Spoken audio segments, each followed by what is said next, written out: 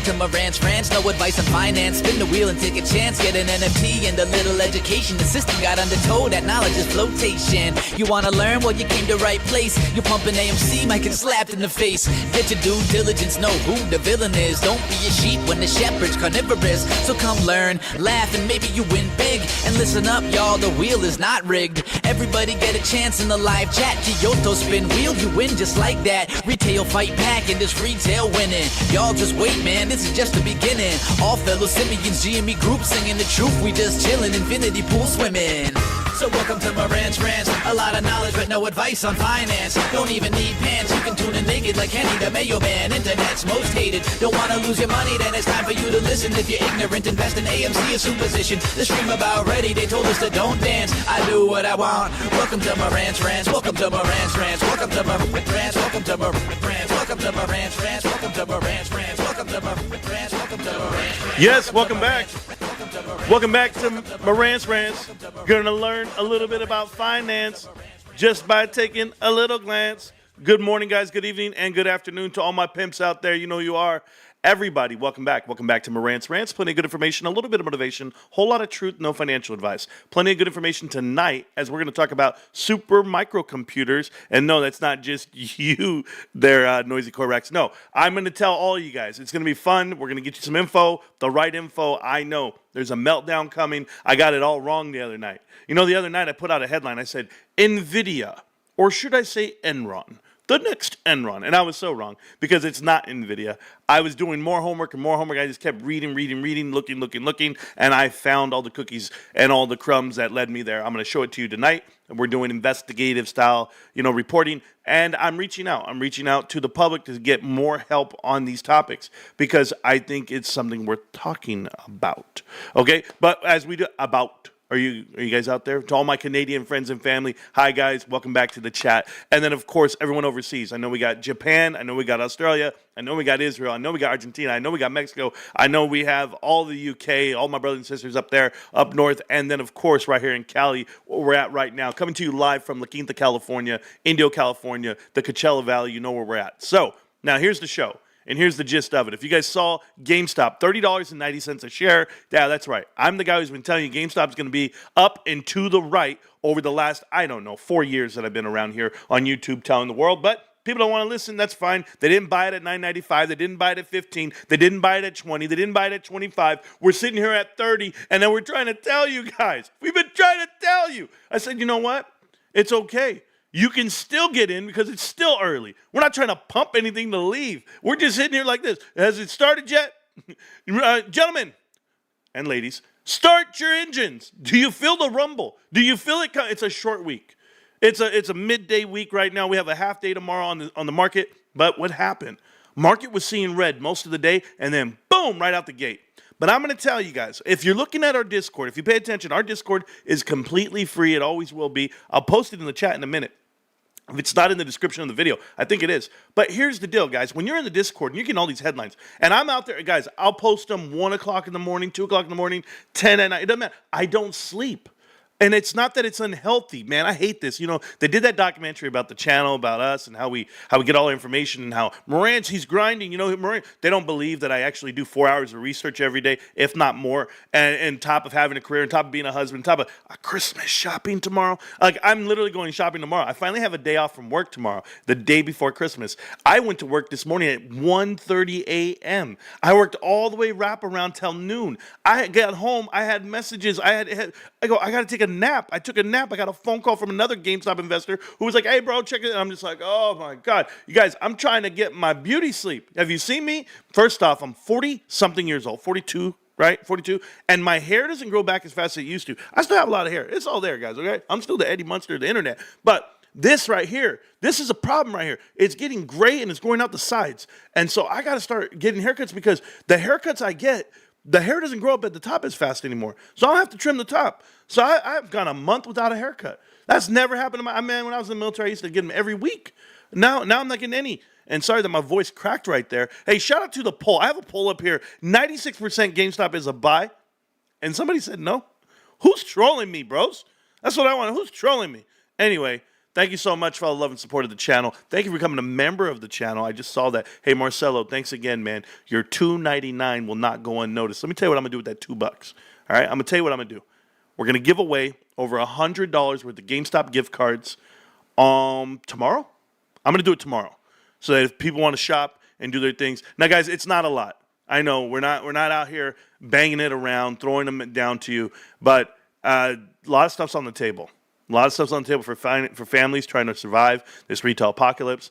I know that there are bills to pay. This is the holiday season. It's tight. So I'm not asking for anyone to give what they couldn't give to the show in the chat, but we have some really good people part of the channel. So we're giving away, I believe it's going to be 10 gift cards. 10 gift cards tomorrow. Okay, I'll be doing it on the show. We'll be live when the market is live. That's me and you. So 10 gift cards at GameStop tomorrow. I believe they're $10 each, somewhere in that range. Another giveaway is going to be, just so that we're clear, I'm going to have to give away a Raptor 8. Either I'm going to give it away, or this might be my white elephant gift at the party here at the house. I don't know, because the other guy didn't claim his winning ticket, and I don't have time to be tracking people down. I got one guy who I have to ship this to in Canada that's coming up this month already. We're going to be shipping it out. But other than that, I need to know who wants to win this tomorrow. So that's the route we're going with the Raptor 8. And if you don't know what that is, well, if you have a cell phone, you can plug it into your cell phone, make your cell phone a gaming console, and everything you do. This is great technology. $100 value, completely free from the channel, Raptor 8. There you go. Okay, so cool. Other than that, guys, what else? I had, you know what? I had family over last night. I didn't make a video. You guys know I didn't go live yesterday. This is the first time I didn't go live in like months. And I usually post a video at least. If I'm not live, I'll post a video. I didn't post a video. I posted a video for the public and members only section of the YouTube channel. I posted that last night while I was in bed. I was going to bed and I posted that. And it was about Bill Pulte, and we'll talk about that in a bit, just not tonight, because we're going to do some other stuff tonight. So Merry Christmas, Minty Fresh Turds. Thank you for the Christmas present, man. That money will go straight to the kids at some point. We're going to be doing a meet and greet video coming up. It's getting cold out there, so I got to go keep these kids warm, and I know how to do it. I'm going to bring them hot chocolate and Pokemon cards. That's the way we do it, because it's for the kids, the moms and dads, everybody. My wife was saying it. Like, we came up with this idea that we're going to go ahead and just buy cards.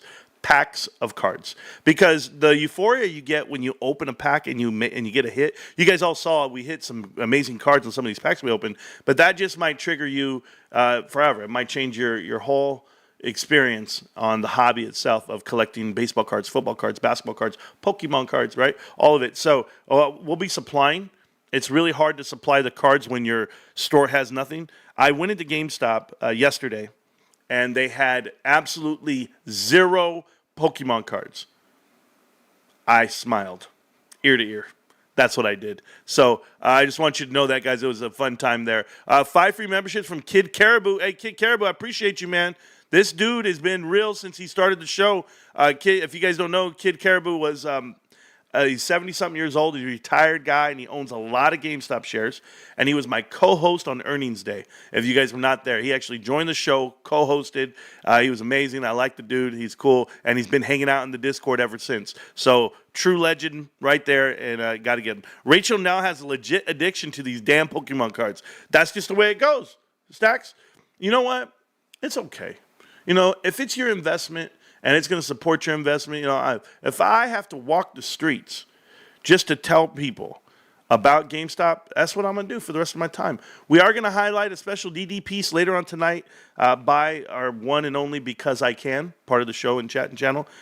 He's been a huge supporter of me and the platform, and he did some DD, some due diligence on something. I'm going to cover that tonight. But we're going to get into the gist of the DD right after I give you updates on the charts, okay? The gist of the DD tonight is going to be what we call related parties. If you guys are not familiar with the term, we'll speak on it, but we're also going to look at charts and stuff. I'm getting a message right now, and you guys know that this is a live show, no edits, no cuts, and I speak on it, but oh, man. The thing is, I got to make sure that these guys know what we're doing. So I have this interview coming up on January the 6th. I have an interview with a Drexel Burnham Lambert alum. I still have to map it out because we had it all squared away for a private equity guy to come in and we're going to talk. but then it's still there. It's my part that's not going through. I'm busy. So that's just the problem. Okay, so we got that. Okay, I'm good. I had to clear something out, guys. I get 10,000 messages. So if you don't believe it, step into my office. How about ask Jay how many times that guy texts me tonight? Just do that. Okay, here we go, guys. Back to what we're gonna do. Let's go. First thing we're gonna do, we're gonna look up our chart. Damn, man. Damn. You know, it sucks. It really sucks for me. Because I'm told to be humble. I'm told to be myself, have integrity, and not be so cocky and confident. And then, look at it, baby. Do you see it? If you don't see it, here's the monthly chart on GameStop. There's the monthly, babe. Anybody see it up there? Oh my God, it's up $1 today? $1.08 today. For all you guys out there that don't understand, it's a lot of money. Okay, let's check this out. Here's the weekly. Marantz drew these lines. Hold on. Tony De Niro says, up and to the right. It just can't happen, y'all. It doesn't happen. TI does not happen that way, Marantz. It doesn't happen that way. You just can't draw lines and the shit just happen. Huh? Oh, wait. Hold on. Look at the daily. The daily. Marantz drew this line on the daily. He drew it from way down here. And I got a horse right here. His name is Paul Revere. Marantz said it's going to step out of this diamond-shaped looking... It's actually called a Dorito. It's a Dorito, bro. It's a bowl of Doritos. He said it's going to come pop out of the Dorito and go up and to the right. Into this big magical box that he drew months ago. And that box at a support level of around $29. How the hell could Marantz be so boastful? How could he figure it out that bad and that quick? There it is, y'all. Hey, no. You just don't get to just step over it. You got to go through it. Here's the 1 hour chart. You remember when we hit rock bottom? Rock bottom on the last trading day? That's right, on Friday. Rock bottom, straight out the gate, all the way to the top, hit the roof of the Dorito, came back, went sideways. I said, it's okay. It's all right. All right. GameStop moves in mysterious ways. Look at this shit. Popped right out. How does he know? How does he do it? I don't know. He's amazing. How about we go look at it on the 30-minute? Maybe I'm crazy. 30-minute chart. Oh, did the 50-day moving average cross over the 200-day moving average? Is that the golden cross on the 30-minute chart? Is that what happened? How did Marantz know? Hold on. Hey, I got something for you, okay? This is my Des Bryant. Shout out to the Cowboys who actually won a game. Why?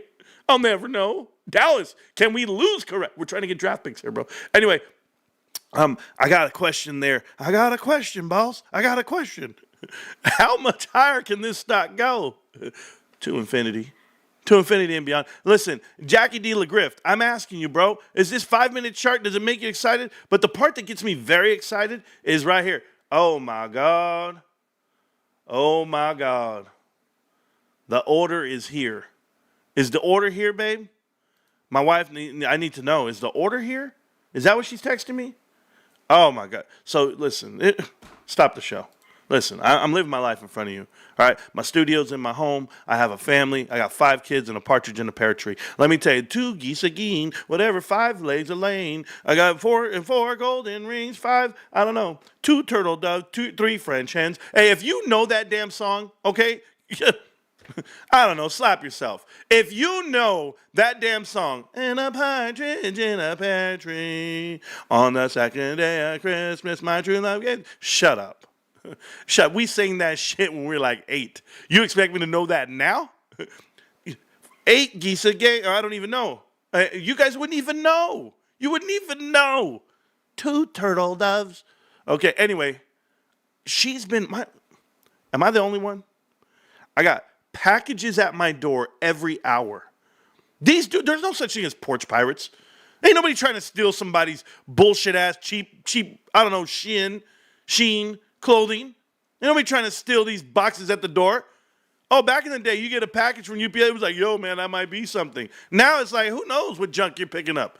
It might be shit from the Dollar Tree. Who knows? I swear to God, I got this box that was so light. I just kicked it like I'm Ace Ventura. Like that's how I'm delivering shit. I swear to you guys, like a glove. I don't care. I don't care about these packages at my door. Now, my wife, who's shopping right now, let me tell you something. God rest her soul. She ain't going nowhere. Anyway, here's my point, okay? Men out there, just hear me out, okay? Even women, I don't care. You can hear me out too. It's Christmas. And Christmas doesn't happen in my home, in my life, all my years that I've been alive. It does not happen without my wife. She is Santa Claus. She is Abuelita in the kitchen. She is the truth, bro. I don't even know what the kids are getting until we open the shit. But I don't know how presents show up. I don't buy tape. I don't buy wrapping paper. I don't have a damn clue about ribbon and nameplates. And what do we do? We made tamales last night as a family. All of us. We're all there. I'm right there slapping on the masa. I said, babe, what's in the masa? How'd you make this? When'd you make this meat? How'd you guys do? How do you make them? How do you steam? First off, if anybody ever made homemade tamales, if you want a sauna, and listen, I got a little spot, right? I got a little house. And the house was a hot box. I said, what the hell? We were making 4 dozen, 5 dozen every 2 hours. I said, for who? Who are we making these tamales for, babe? The kids moved out. 3 of them are gone. Like, what cousins, family? I don't know, but I'm not inviting nobody. It's my 1 day off, babe. And we're making tamales for an army. I swear, is everybody getting a dozen? Is that it? Everybody getting 2 dozen? That might be their Christmas gift. Don't mess with me, guys. You show up, show up to my house for Christmas. I'm going to get you a little jar of salsa. Baby, make some salsa, put it in a jar, and put a ribbon on it. I got presents for everybody. Swear to God. All right, listen, here's my problem. She's out there shopping right now. I know she's shopping. And I don't spend money like that. I just don't. But I'll tell you what, yos. There's a delivery at the door from Walmart. Let them. Who cares? I ain't picking that. Who's going to steal? You guys want to steal my eggs and my milk? Hey, that's actually really valuable right now. All right, I got to go get the delivery. I'll be back. And you know how it goes. Be right back. Not yet. Hey, guys, let me tell you something. That song never gets old. I don't even care. I don't care. If you're ever in a bad mood, let it be 120 degrees outside and you're sweating, you hate life. Just play that song. You'll start thinking about shit from back in the day. Be like, damn, man. Remember when I could jump and touch the rim? Damn, bro. Yeah, you remember that shit? Yeah, I remember when I could drink a whole 44 ounce without having to go to the bathroom. Yeah, bro, I remember these days, bro. Yeah, you remember, bro? Yeah, I remember when I could sleep all night and didn't have to go pee. Man, that was amazing. Back in the day. Marantz made our tamales last night. So good. Tons of porch pirates in LA. Damn, let them come out. They'll find a problem. You're the only boss until she shows up. Oh, you and only the boss yeah, Kid Caribou. My wife, bro. You should have seen her. First off, my wife, guys. She runs this show. People don't even know what this show's about. They think this show's all about finance, bro. This show's about me and my life, whatever, and me holding GameStop. But don't worry, I do some homework too in between. Hey, so can I tell you guys about the Christmas tree? So you guys know I have a Christmas tree, but I can't put it up because. One, my cat Binks is an animal. The cat hangs out in the Christmas tree. All right, that's a problem for me. When he was young, he used to do it. Now that he's older, he's chill. But I got 2 new dogs. They haven't had Christmas with us yet. This is their first Christmas. So I have Tito and I have Lovey. Tito is different. Tito is a cat trapped in a dog's body. Tito is crazy, guys. That dude jumps from the roof all the way to the brick wall to the Tito's wild, bros. I can't control him. I can't. He chewed through my Ethernet cable years ago. I had to put it through the ceiling. I have an Ethernet cable through the ceiling, okay? Coming down from the ceiling through the attic because if I do it through the ground, he chewed it up. I couldn't go live that night. I said, what'd you do, bro? I don't get mad at him either. I just love him, just hug him, whatever. But these dogs are different. And my wife was out there telling me, go get that damn Christmas tree. Stop playing League of Legends. Go get that Christmas tree and put it up. I said, yes, ma'am. That shit's so heavy. This woman's 4'11", 100 pounds. She can't lift anything. I'm right there. And then she's like, we got to put it on this little pedestal. I don't know. My wife's all real artsy and shit, right? I'm like, why? Just put it. I'm such a man. I'm like, just put it on the ground. I don't care. She's like, why? So Tito can grab it and chew it and grit. And I was like, damn, she's right, bro. We got to find a way to hover this shit in the middle of the air because, Tito. But we ain't getting rid of the dog, bros. Trust me, I was right there. Hey, babe, we got to get rid of this dog. And my daughter goes, why don't we get rid of you? I was like, excuse me? She's like, exactly. Family. That's a family. I was like, it's a family member. I was like, damn, bro, just adopting dogs. And they're just, they get as much leverage as anyone in the family. Just, boom, they've been around for like a week. And they just lick you. And they're like, I own you. That's it. Anyway, shout out to my daughter. Speaking of, she got the whole order from Walmart already in the house. I walked out there and it was already there. That's why I'm happy and excited. It was there, yo. Okay, let's go talk about the charts and what we see. All right, so plenty to talk about on the markets themselves. The research side of this show is going to be at the end of it. Just amazing things to talk about. I want to buy some Tito. I want to buy him some GameStop. You want to buy Tito GameStop and some chairs? Listen, dudes, Tito probably got more toys and more presents than I do this Christmas. That's it. But I already told you, can I give a warning to everyone out there?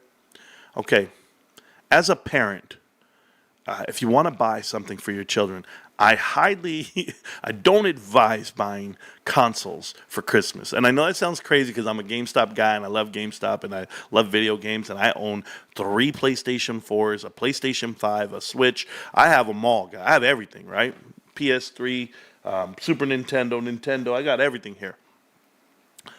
I bought a PS5 for my son like a couple of Christmases ago.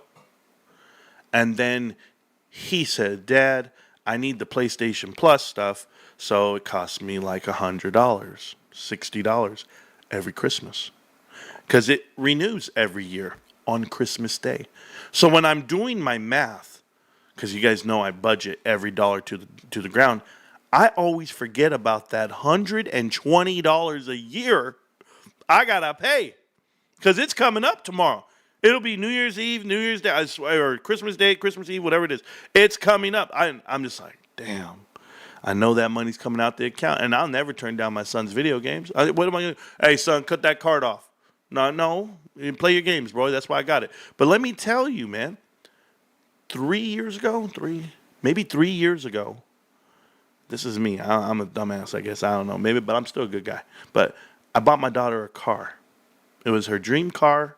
It's everything she ever wanted, and we got together and we got her this car. My wife and I, we didn't buy. She's responsible. She's an adult. We put the money down for her to get the car, and I'm the one with the credit. I'm the one with the name. So they put it in my name, but it's her car, right? Whatever. She's a good girl, and my she pays her payment, whatever, every month. I don't have to worry about her. She's like clockwork. But every Christmas, guess what's due, guys? Every Christmas. Now that we bought it for Christmas, guess what's due? Tags. California, your tags are due. Okay. And a car payment. So you know me. You guys already know me. I'm Dad. Hey, baby. Oh, it's Christmas? Oh, your tags are due? Guess. Merry Christmas, babe. I got your tags. Don't worry, I got you. Oh, and it's your birthday, too, because she's born really close to Christmas. I said, I'll even pay your car payment this month, babe. No problem. Bitch, I've been doing this for 4 straight years. Every year, I'm already like, okay, PlayStation, car, tags. Babe, we're down $1,000 before we even buy one present. Like, it's like that. It's crazy talk. Bros, be careful. Be careful what you're trying to do. Hey, I mean, if you got it, you got it. But like me, I'm out here struggling. Oh man, I'll be here putting shit back. Nah, we don't need that. What you talking about? Nah, we're good, bros. We got sodas at home. Swear to God, guys, I'm not the only guy. I don't even care. Socks and tamales for Christmas. Yes, my wife bought the dollar store socks. If I show you what she put together for this damn gift, she put a gift together, like 5 pairs of socks from the dollar store, and like and I said, "What is that?" She goes, "Oh, I bought this," and I was like, "Mom, That thing's worth like $40. People would buy that. She's like, no, they won't. I said, I promise you, man, I want that. She goes, you want this gift? I said, yes. Every man wants clean socks and underwear for Christmas. Hey, let me tell you something. For all you punks out there that cried when you were like, I don't know, 14 years old because you didn't get any toys or video games, bullshit. As a grown-ass man, all you want are socks and underwear. That's it. My grandma used to buy every kid in the family socks and underwear for Christmas. Every year. Did like clockwork. You knew you were getting new socks and underwear when you were going to go see grandma. And let me tell you, man, right now, that's all I want. Take the holy socks and take all my church clothes with you. Take the holy socks and the holy... Guys, a hole in your sock will ruin your day. One little hole where your toes are, and your toe will get cut off, circulation. Dudes will have to go home and change their socks. I'm telling you right now, it'll ruin your day. So, yeah, go ahead. Let's go. People be sleeping on the dollar store. I agree. Back to it. And for all you guys out there having arroz con leche this week, I'm so jealous, okay? Because my grandma was the best at that. But, that grandma's still alive. I got one grandma left. But she's out. She lives like an hour away. I should just go see her. But she ain't cooking, bro. She's old. She ain't cooking. She's old. All right, so we can do the GameStop talk, but we're not going to do GameStop talk right now. We're going to get into the real shit. All right, guys, let's talk. All right. Enough of the family talk, enough of the Christmas talk. Let's do the real thing. A couple of nights ago, I went ahead and made a video about Nvidia and thinking it's more like Enron. And Nvidia does have a lot of business practices that don't make sense, right? The mark-to-market, as far as how they actually do their accounting, what they're allowed to do versus what they can't do. And it has a lot of parallels to Andy Fastow. If you don't know who Andy Fastow is, Andrew or Andy Fastow, I forget his name, CFO for Enron. And what he was doing at the time to manipulate the rules of accounting. There's this thing. People have to remember when it comes to auditing and having an accountant on the books, these guys do what they call structured accounting. And structured accounting means I'm going to make this look like it's valuable. I'm going to make this look like there's profits and value. And the way, and that's not the true definition of it. I mean, stop with me there, hecklers. What I'm telling you is there's these rules given and the parameters given. And whenever you're mark to market, you can literally manipulate any number. And how do you do it? You have what we call related parties. At Enron, the related parties were companies that Andy Fastow actually ran himself. And as he was the general partner in those companies, he netted profits, but he was able to hide assets. He was able to hide expenses, bad deals, which he sold back. And he teamed up with banks to do it. He teamed up with, I believe it was J.P. Morgan even hid some, or Morgan Stanley, one of the two, hid some assets. But this is all how Enron fell to pieces. And when people don't know about Enron's value at the time was only around $70 billion to $15 billion on the downfall, $70 billion is nothing compared to the fraud that I'm watching today. I'm watching trillions of dollars. And then you see companies like microcomputers, or super microcomputers, I should say. You see super microcomputers, and you ask, who are their related parties? What are the parallels? How are we hiding money in plain sight? Enron did it. Enron did it, and they finally got caught over time because of the amount of greed that was on the table. Guys, when you can just say a number, like I'm going to give you this example of almost like a related party. When it comes to accounting, it's just anyone that has relations to the equity that they're purchasing. That's what related party means. And the related party for me, it's more than just connect the dots, right? Like connect the dots style would be AMC. They buy HYMC. And when you look at HYMC, the former CEO, chairman of the board, or not CEO, but the former chairman of the board for the board of directors was the son of a Drexel Burnham alum, and was also board of director for Jason Mudrick and Mudrick Capital. So you already knew that whole deal. If you guys don't know the deal, Adam Aaron and AMC made a terrible investment into HYMC. And they agreed to buy $50 million worth of stock, and they promoted it to the apes, the public, and they manipulated the public into buying that stock. The only way they got away with it by not manipulating was, and not getting charged per se, was Adam Aaron canceled his TV interview that day. He was scheduled to go on TV and promote it to the people. This is our great investment. We believe in this. And it was into a gold mine. It blew your mind because it was so far out of bounds of what AMC would do and why they would do it. Like, they actually twisted the information to make it sound like this is what we're doing. I mean, they made NFTs, and people started saying they're going to buy gold and silver, and they didn't understand that they just bought a bankrupt SPAC. You know, these special purpose acquisition companies is one thing, but then you have special purpose equities, okay? And a lot of these companies invest into these companies with the mindset of, I can hide something in it. Quid pro quo is one thing.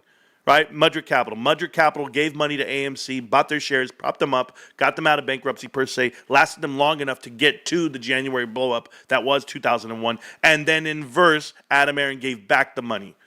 Right? That's how he did it. Now, it's a loss for him and it's a loss for the company, but everybody makes whole. All the executives at HYMC sold all their shares and left on the pump, and now here's your dump on the people. But these crimes that have happened, right? Like, I want to know why the SEC is not investigating HYMC, Mudrick Capital and AMC for that deal. That's an absolute bona fide investigate. You're gonna find all the crumbs. It's done. You know what it is. It's blatant. And you have Mullen Automotive. Mullen Automotive is the biggest crime I've ever seen in my life for billions of dollars, and it has ties to Drexel Burnham Lambert as well, via Taryn Pizer, the second largest shareholder of that company, David Mitri, Alice Winter, his sister-in-law, on the board of directors. We want to talk about related parties, but it's not just the people being related, right? Like, Elon Musk is related to people on his board of directors, and this is why he goes to court in Delaware and he loses, because they're like, hey, all your buddies on the board of directors, and they all agreed to this compensation package. Okay, but those were all well before and signed before they ever got into the S&P 500 and before this stock went crazy. But there are things you can do. There are things you can do to manipulate numbers to make it look like I'm giving everybody a chance. Supermicro Computers does a 10-to-1 stock split. Supermicro Computers hires a new board of directors in August. And what does she do? What is she so good at? Being the best corporate lawyer in the world. Why do you need the best corporate lawyer? Why are we adding people to the board of directors at the time? It's not like GameStop adding a person to the board of directors. GameStop did a partnership, boom, boom, boom, it makes sense. But this makes sense too. Pay attention. We're going to go here to the websites. And we go to the websites, guys, I want you to pay attention to everything I'm going to show you, okay? First thing we're going to show you is this right here. This is a Hindenburg Research page they did in August 27th this year. Now, Hindenburg Research, they hit it out of the park on a lot of these. They've done Mullen Automotive. They did Supermicro Computers. And fresh evidence of accounting manipulation, sibling self-dealing, and sanctions evasion at an AI high flyer. And they're absolutely correct. They're absolutely correct. But there's some parts here that have been lingering for a long time. This is why I talk about Enron. This is why I talk about the Andy Fastow and Ken Lay, and if you didn't know Jeffrey Skilling, the way they did it at Enron is almost the same way they're doing it here. So I'm going to show you this SEC filing. This is an SEC filing from December 31st, 2016. And if you look here, it tells you Abelcon, a Taiwan corporation, Abelcon, together with one of its subsidiaries, Computerware, whatever they're called, and their Abelcon is one of the company's major contract manufacturers. Abelcon's ownership of Compuware is below 50%, but Compuware remains a related party as Abelcon still has significant influence over its operations. Abelcon's CEO is Stephen Lang. I don't know how to say his name, but I'll just say Steve Lang. He's the brother of Charles Lang, the company's president and CEO and chairman of the board of directors. So he's the brother of Charles Lang. If you guys don't know who Charles is, this is all from ComputerShare. So I'm so sorry, from Microcomputers. Supermicrocomputers, just so that we're clear. SMCI, Supermicro Computers, their CEO is the brother of the CEO of Abelcom. There's a problem here, guys. These are related parties. And I've seen this done before. I saw it done at Enron and how they manipulated the numbers. But I followed every dollar I could, and it tells you amounts owed to the company by Abelcom, amounts owed $12 million, for $20 million, respectively. Amounts owed to Abelcom by the company, and it tells you they're going to give up $100 million. Like, these guys are literally investing money to and from. It's the same company. This is the circular round tripping of revenues. I found this picture on the internet. This is a picture of Supermicro Computers on the right-hand side. Supermicro. And you see they have a technology park and grand opening, and it looks eerily similar to the picture on your left. If you look at every nook and cranny, the way it's built, the two bottom halves of the picture, the one bottom half and this half, look very similar. They do. They have an extra building on the right, this extra building to your right. They have this front side that has windows, a column, and windows. This has windows, a column, and windows. And the one on the right is Supermicro Computer. And the one on the left is actually Abecon. So, same facility, same ownership, same company, right? Easy things to connect. Easy things to connect. But I want to remind you of what Enron did and how it has the similarities here. You know, Enron, not only were they mark to market their earnings, which means they could announce anything they want, but you had Andy Fastow, their CFO, develop this idea to start a company called LJM. And those were the initials of his wife, Leah, who was also a treasurer at Enron, Jeffrey, his son, and his other son, Matthew. Okay, LJM. Now, he develops this company, and Andrew says, you know what? I'm gonna be the general partner. We're gonna do deals with Enron ourselves. So they start hiding assets and hiding money into it. They manipulate the numbers. And they would even do deals that were never even on the books. Like, they would say something like, hey, we just closed this deal. Now put the funds to the front. That's mark to market, right? I signed a contract for $100 million. I get to claim the whole million on accounts receivable. I can just hide it. Never have to report it. And payments never have to come in. I never have to show you what I lost either. But that was the Enron scandal. It was so much that Andrew went ahead and made all this money. And I call him Andy. It's my bad, but it's Andrew, but it's still. So Andrew makes all this money, millions of dollars. And he goes to prison and makes national news, and it's the crime of the century. 9/11 happens, and it gave him little room to hide. But crime of the century. Enron, oh my God. $40 million. He manipulated for $40 million. Jeffrey Skilling sold shares for $200 million, $100 million. Ken Lay, Kenny, the real Kenny boy, sold for a couple of million, millions and millions. That's it. Guys, we got fraud out here for billions. Billions and billions. Where's the news? Where's the headlines? Let me show you guys something, okay?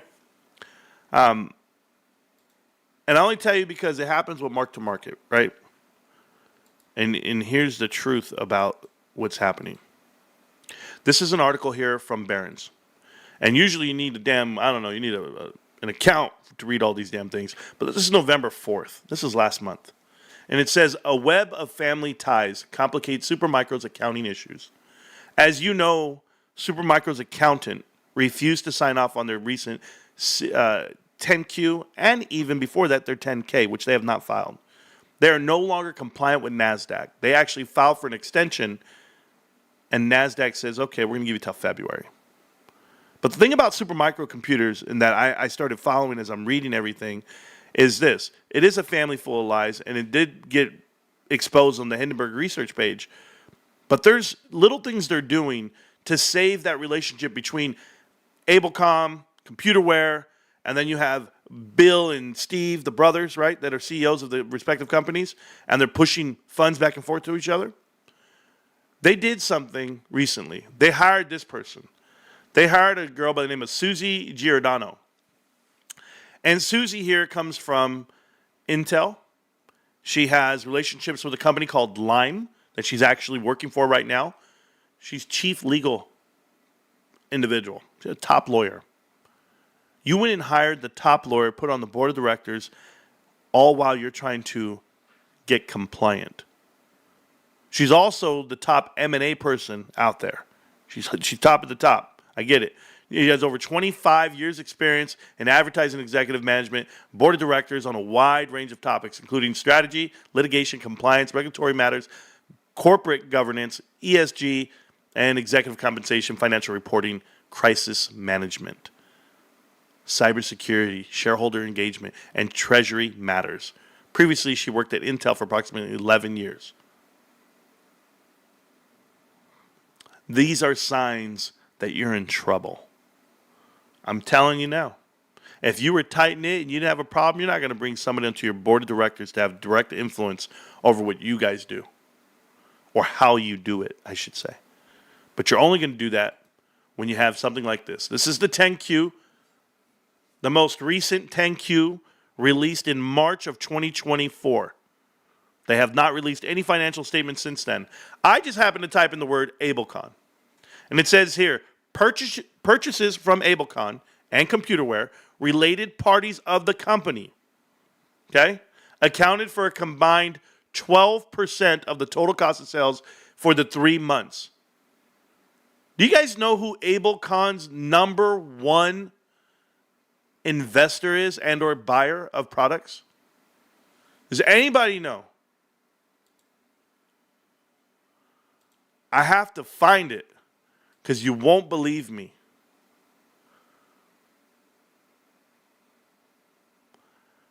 I wonder if it's on here. The word I'm looking for, not Abelcom. I'm looking for NVIDIA's sister project. Their sister project is called Revenue. No. See, I'm right here. I'm live in front of you. No edits, no cuts. CoreWeave. Huh? CoreWeave was Supermicro's largest customer over the last year. CoreWeave. Okay. Let's put it together. All right. Help me out because I want to help you out. Nvidia. All right. Nvidia is the number one company in the world. Nvidia has investments into ARM Holdings, who in turn has investments back into Nvidia. Nvidia has investments into CoreWeave, who in turn has investments back into Nvidia. CoreWeave has investments into MicroStrategies, who in turn has investments into Nvidia. They're all round-tripping revenue. The only way that Supermicro Computers shows value is via Abelcon and Computerware, who are related parties, their brother's company, who in turn, their largest customers are CoreWeave, one of the largest customers of NVIDIA. All while the Mag 7 is invested back into NVIDIA. Let me tell you about this house of cards. This is a house of cards ready to fall. And all it's going to take is one of those cards to come crumbling down, and it looks like you're on a time ticker, babe. It looks like Supermicro Computers is the piece that's going to fall. They might be the Enron to this whole thing, but this whole thing's ready to blow.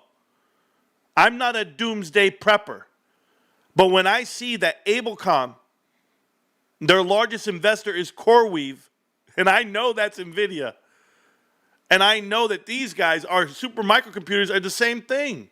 They're the third and fourth largest customer of NVIDIA. It's everybody's doing. Who's the second in command over here at Supermicro Computers? The wife to Bill. Right? You got Steve, you got Bill. There's brothers. Then you got the wife. She's on the board too. They all formed these companies, guys. And I'm not saying that they formed them to commit the crime, but all their executives that they hired in 2018 when they went under investigation at Supermicro Computers by the SEC, they've hired them back. They fired them and hired them. All their buddies. And or hired them again at these other companies. Companies of their brothers. Oh, here, I'll let this guy go. You go ahead and take him. I'm looking at it right here. Maybe I'm crazy. Certain materials used by the company as manufacturing the products shortages could occur in the materials due to interpretation of supply and increased demand in the industry. Supplier A accounted for 69%, and supplier B accounted for 5%. So one supplier is the whole company. 70%? Hey, how many people bought ore, pyrite, gold, and silver from HYMC Mining? How many customers did they have, guys? 2. You ever want to know how terrible a business is? Let them only have 1 customer, 2 customers, the bulk of it right there. Do you remember when I showed you the problem that I had with Nvidia? Nvidia showed an increase on accounts receivable by 40% from quarter to quarter. Darlings of Wall Street because of what they call mark-to-market accounting. But when you show 40% and I show you that 3 people make up 50% of all revenues, for the largest company in the world, let me explain to you how ridiculous that is and why we all have to pay attention. We're talking about $3 trillion. $3 trillion valuation for Nvidia, and only 3 companies make up half of their revenues. What happens when one of those companies is their actual competition? What happens when one of those companies runs out of cash to spend? Because all that cash they're spending, guys, on R&D, on infrastructure building, guys, research and development is one thing. But to go ahead and buy up the infrastructure of AI, I've already said this to people. It might cost you more than what you'll ever get out of it. Because the time it takes to actually return on your investment, where is the profitability? Where are we in right now? What chapter are we in AI? In artificial intelligence infrastructure, what chapter are we in? Because if we're in the spending chapter, you just did it in the most expensive time to spend cash. The allocation of your assets right now at 7%, 6% on a Fed rate, you're crazy. 4.5%, ooh, we cut. Go look at housing right now. What's the 30-year? The highest it's been all year. Yet rates just got lowered last week. This is my problem with this market. Yes, I know. I'm invested in GameStop. They did the right thing when no one's watching. They don't have these shady accounting practices. They don't mark to market. You know what they do? They look at numbers, and yes, they hide the fat within them. A lot of people do this. When it comes to accounting, a lot of people do what they're allowed to do, but you can manipulate. And you know when you manipulate, you know what's the biggest time when people manipulate? See, it's one thing to have mark to market. That's manipulation in itself, because it's not a true number. But when they forecast and give out guidance, because it's almost like they're that guy. What was that guy's name?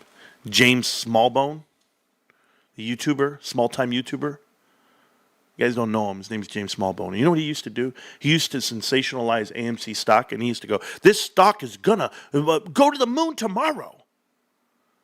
And then he would delete his video. And he said, "Why did you delete your video?" He goes, "Oh, because I said something that might have incriminated me. So I get overzealous sometimes, and I get too excited." And it's like, no, everybody saw that video. It was live for 2 days, and now it's gone. And you just lied to everybody. But you deleted it. That's forecasting. Forecasting for analysts doesn't matter. Analysts don't matter. Analysts are paid to give their opinion. And when you're not paying analysts When you're not feeding them info, when you're not getting for it, guess what they do? They go, oh, we're not going to give you a rating. We're not going to follow your stock. Remember, executives only care about one thing. What's the price of that stock and how can I keep it up? None of them are building for the future. None of them are building for what really matters. Take away all the glamour. Take away all the bullshit. GameStop has changed its image. It's changed its direction. And although it was, this Titanic ship with a small rotor and rudder and it's doing its thing, you know what it did? It made it. We're the little one that could. And it's still going. But you know what? We didn't lie about it. We earned that shit. Nvidia is cashing out the minute the red flags are announced. Because they know. Who cares? Who cares if it goes from $3 trillion market cap and goes down to $1 trillion? They don't care. It's still $1 trillion, but they got to cash out at the top. And they get to use that whole, oh, I didn't know what was happening. I wasn't aware. I'm going to wait for those hearings on the Hill. You weren't aware. You weren't aware that Super Microcomputers is doing fraudulent accounting practices over the last, 20 years? You weren't aware? You weren't aware that the number one company that they're invested in is their own, their brother's companies, and yours, Nvidia. You weren't aware? CoreWeave is your investment. CoreWeave's invested, and their biggest partner, Super Microcomputers. You weren't aware? Abelcon, its biggest customer, is CoreWeave. You weren't aware?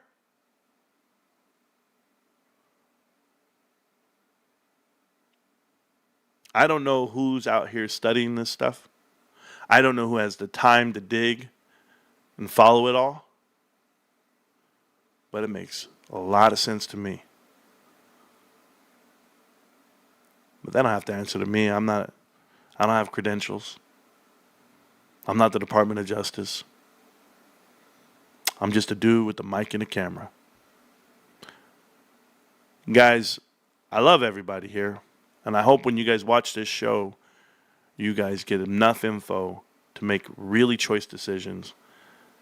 And you understand why I'm so passionate about it. I'm going to go grab a drink. And I'm going to turn on the Discord. And I'm going to let you tell me what you think. I'll be right back. Whoa. I wasn't ready for the hard cut. I was reading something. So, I have screens everywhere, guys. But let's see. We're going to talk about some charts. We're going to talk about some view. You guys know I opened up the Discord. The Discord is on right now. If you click on the link at the top of the page, you can tell me what you think about the show, anything we have to talk about, and you'll be live with me. So, yeah, click on it, come into the show, be live. We've been live for 1 hour now. Appreciate you guys so much. We're going to go over some charts while we go ahead and wait for people to come in and talk if they want to. If they don't want to, it's no biggie, bros. I don't lose any sleep over it. You know what's great? Let me go to this thing real quick because I was still doing some research on this Abelcon thing. And so, watch this right here. So the company has a variety of business relationships with Abelcon, both Taiwanese companies, blah, blah, blah. Hey, welcome to the chat. Welcome to the channel. What's up, bros? Oh, you got to mute me, though. You got to mute the show, and then you can be on the show with me. You hear me, bro? This guy's on delay. Cool. Merry Christmas to you all. Yeah. Hey, Diamond Balls. You got to mute the show, and then you can talk to me. I gotta teach these guys, bro. No, not mute your microphone. Mute the show. Mute YouTube, and then unmute your microphone in Discord, and then you're on. Then it's just me and you talking. I mean, if you want to. If you don't want to, you just want to sit there, it's cool. All right, I'm going to read the chat, guys. I got to get back to you guys if you guys have any questions. I just got Cardsmiths in the mail today. Let's effing go, folks. I appreciate you, bro. And congratulations. You sent them out for grading? That's so cool. I got some cards here left for grading. I got to get out for grading. I got some things in the mail. I got to mail out. I have to mail out my boy. So, Carter's Corner Pocket. You DM me before. DM me one more time. I need that DC address. I'm going to get to the damn I'm going to get there. I'm off for 2 days. Tomorrow's my day that I'm going to go shopping for the family and do some stuff. But the card of the day, by the way, that I really want to get great, I want to look at, it's going to be this Paul Skeens rookie card that I got out of the GameStop pack. This is on the red parallel, and this is it, guys. This is the rookie of the year, number one pitcher in the major leagues, Paul Skeens, and I have it. And if you don't have it, oh, sorry, bros, I got one. It's right there, so I want to get it graded. Let's see how it goes. Hey, I be opening up packs, bros. That's just what I do. That's what I say. Look at this. Oh, is that? I gotta destroy this one. How do I delete that? Delete. Remove. Oh, you're back on the show. You're here. You're live. What's going on, brother?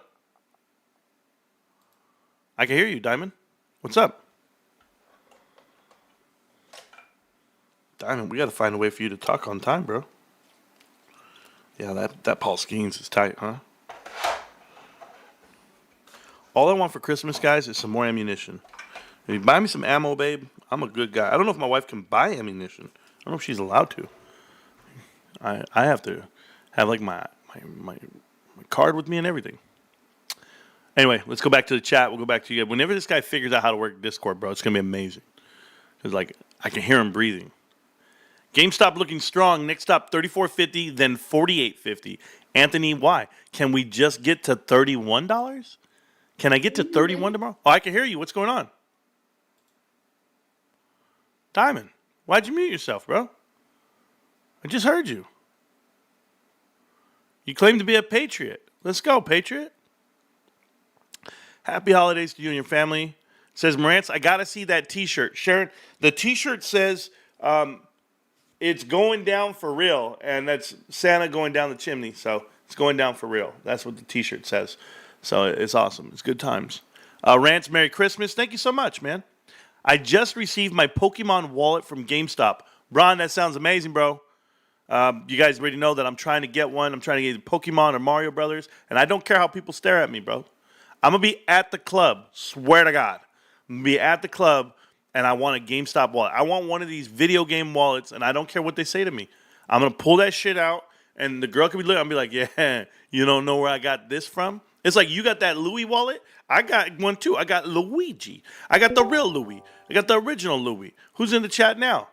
I got Kid Caribou. What's up, bro? At least you know how to use the mic. What's up, kid? Did I lie? Did I lie? Hey, kid, how you doing, man? Once kid figures it out. You know, this old man figured out everything. Best album ever. Liquid Swords is talking about when I was playing Prince earlier. Can you hear me? I can hear you, sir. Good. Things are good. Merry Christmas. Happy New Year. Merry Christmas, sir. Happy New Year. I'm sure I'll see you before then, but yes. Oh, yeah. Yeah, so how was your day? Oh, things are good. Still vertical, still breathing. Not you, but how about the stock? Oh, yeah. I'm happy. Didn't it look good up and to the right? Yep. Up and to the right. Hope it stays there. It will? How's it going to come down? How's it going to come down? It's not. They got no debt. There you go. Where's the bear thesis here? And I mean, the only thing they're going to do at some point, they're going to try to short it. It's not going to work. No, you can't short it anymore, babe. Yeah, I know. You can't. We own it all. They're profitable. They're not going to go bankrupt. The only thing they can do now is, liquidate some of their other holdings and take their cash and try to buy in to cut their losses. Nah, listen. Check this out. This is that's what shorts can do, right? So the best thing that GameStop can do, GameStop can keep, making the right cuts on those unprofitable locations, and they'll do that when they get more data. So when you run a business, you try not to get caught up on annual numbers. You want like a 3-year grace period here, but you want to have it cyclical to the point where you're up against what they call inflationary numbers versus non-inflationary numbers. And I'm going to explain this to you guys best way I can because we have an article here to go over. It's right here. So this is coming from Zacks, and it says 4 discretionary stocks to buy ahead of the 2025 as inflation eases. Now listen, guys, I don't think inflation's easing. I think interest rates are going to go back up. I do. I don't know when, I don't know how, but they're not going to have a choice at some point. And I'll tell you why. How many companies filed for bankruptcy this month?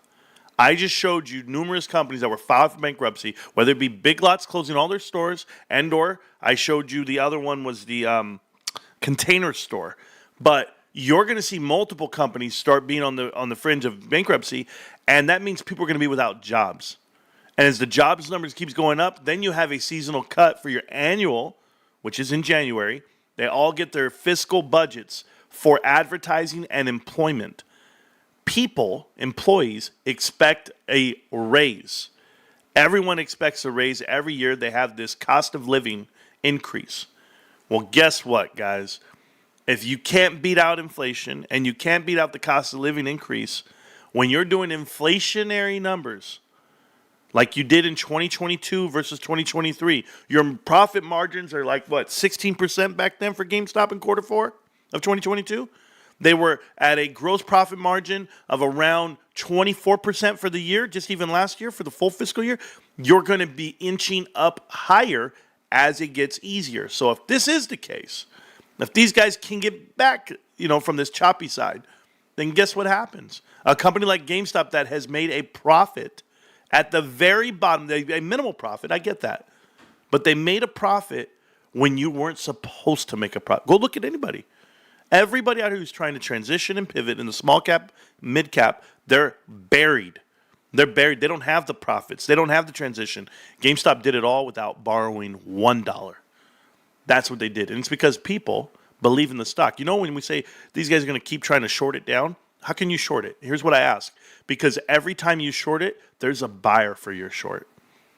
And those buyers are diamond handing their shares. After 3 years of continually hitting our heads up against a brick wall, we busted a hole through it. And now we're at $30. We're at $30 a share, and we're telling you, bring it down to 28, and everybody's going to buy it. Because GameStop did the unthinkable. GameStop offered shares to the public at 30, at 20. When everybody's buying at 30 and 20, they're now going to hold that damn stock forever. Because this is your floor. This is where everyone invested. And no one's investing to take losses. And there are some lucky ones. There are some of us that have been holding for a long time. And if we've been buying shares for 4 years, then you look something like I look today, where the stock goes up by $1 and I make $1,000. Made $1,000 today. The position's worth almost $29,000, and I have almost 23 in it. I'm okay, but that 23 is mine. That 29 that's on top, that's just sugar on top. And we're at the bottom of the stock, guys. Are these the peaks? Not at all. There's so much tread on these tires. There's so much path to still walk down. You got to ask yourself, where's GameStop headed? Look where the puck is going, not where it is. GameStop has a partnership with PSA. GameStop has better products, better margins, better business, the right CEO, chairman of the board that you would ever want for a company, a retail company, an e-commerce company, a tech company. Then you have all the investors in the world. You have you, I, me, everybody in between. This is GameStop, and it's headed up and to the right. You're at the bottom right now.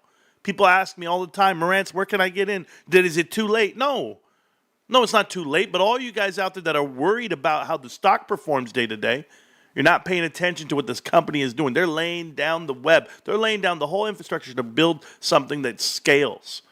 And when you scale the way it does, and you have minimal buildings, you can increase your footprint. You can increase your e-commerce. And guess why? Because, a couple of different reasons. Somebody's born every day, and they're gamers, because gamers are born every day. And people have the internet in their pocket every day.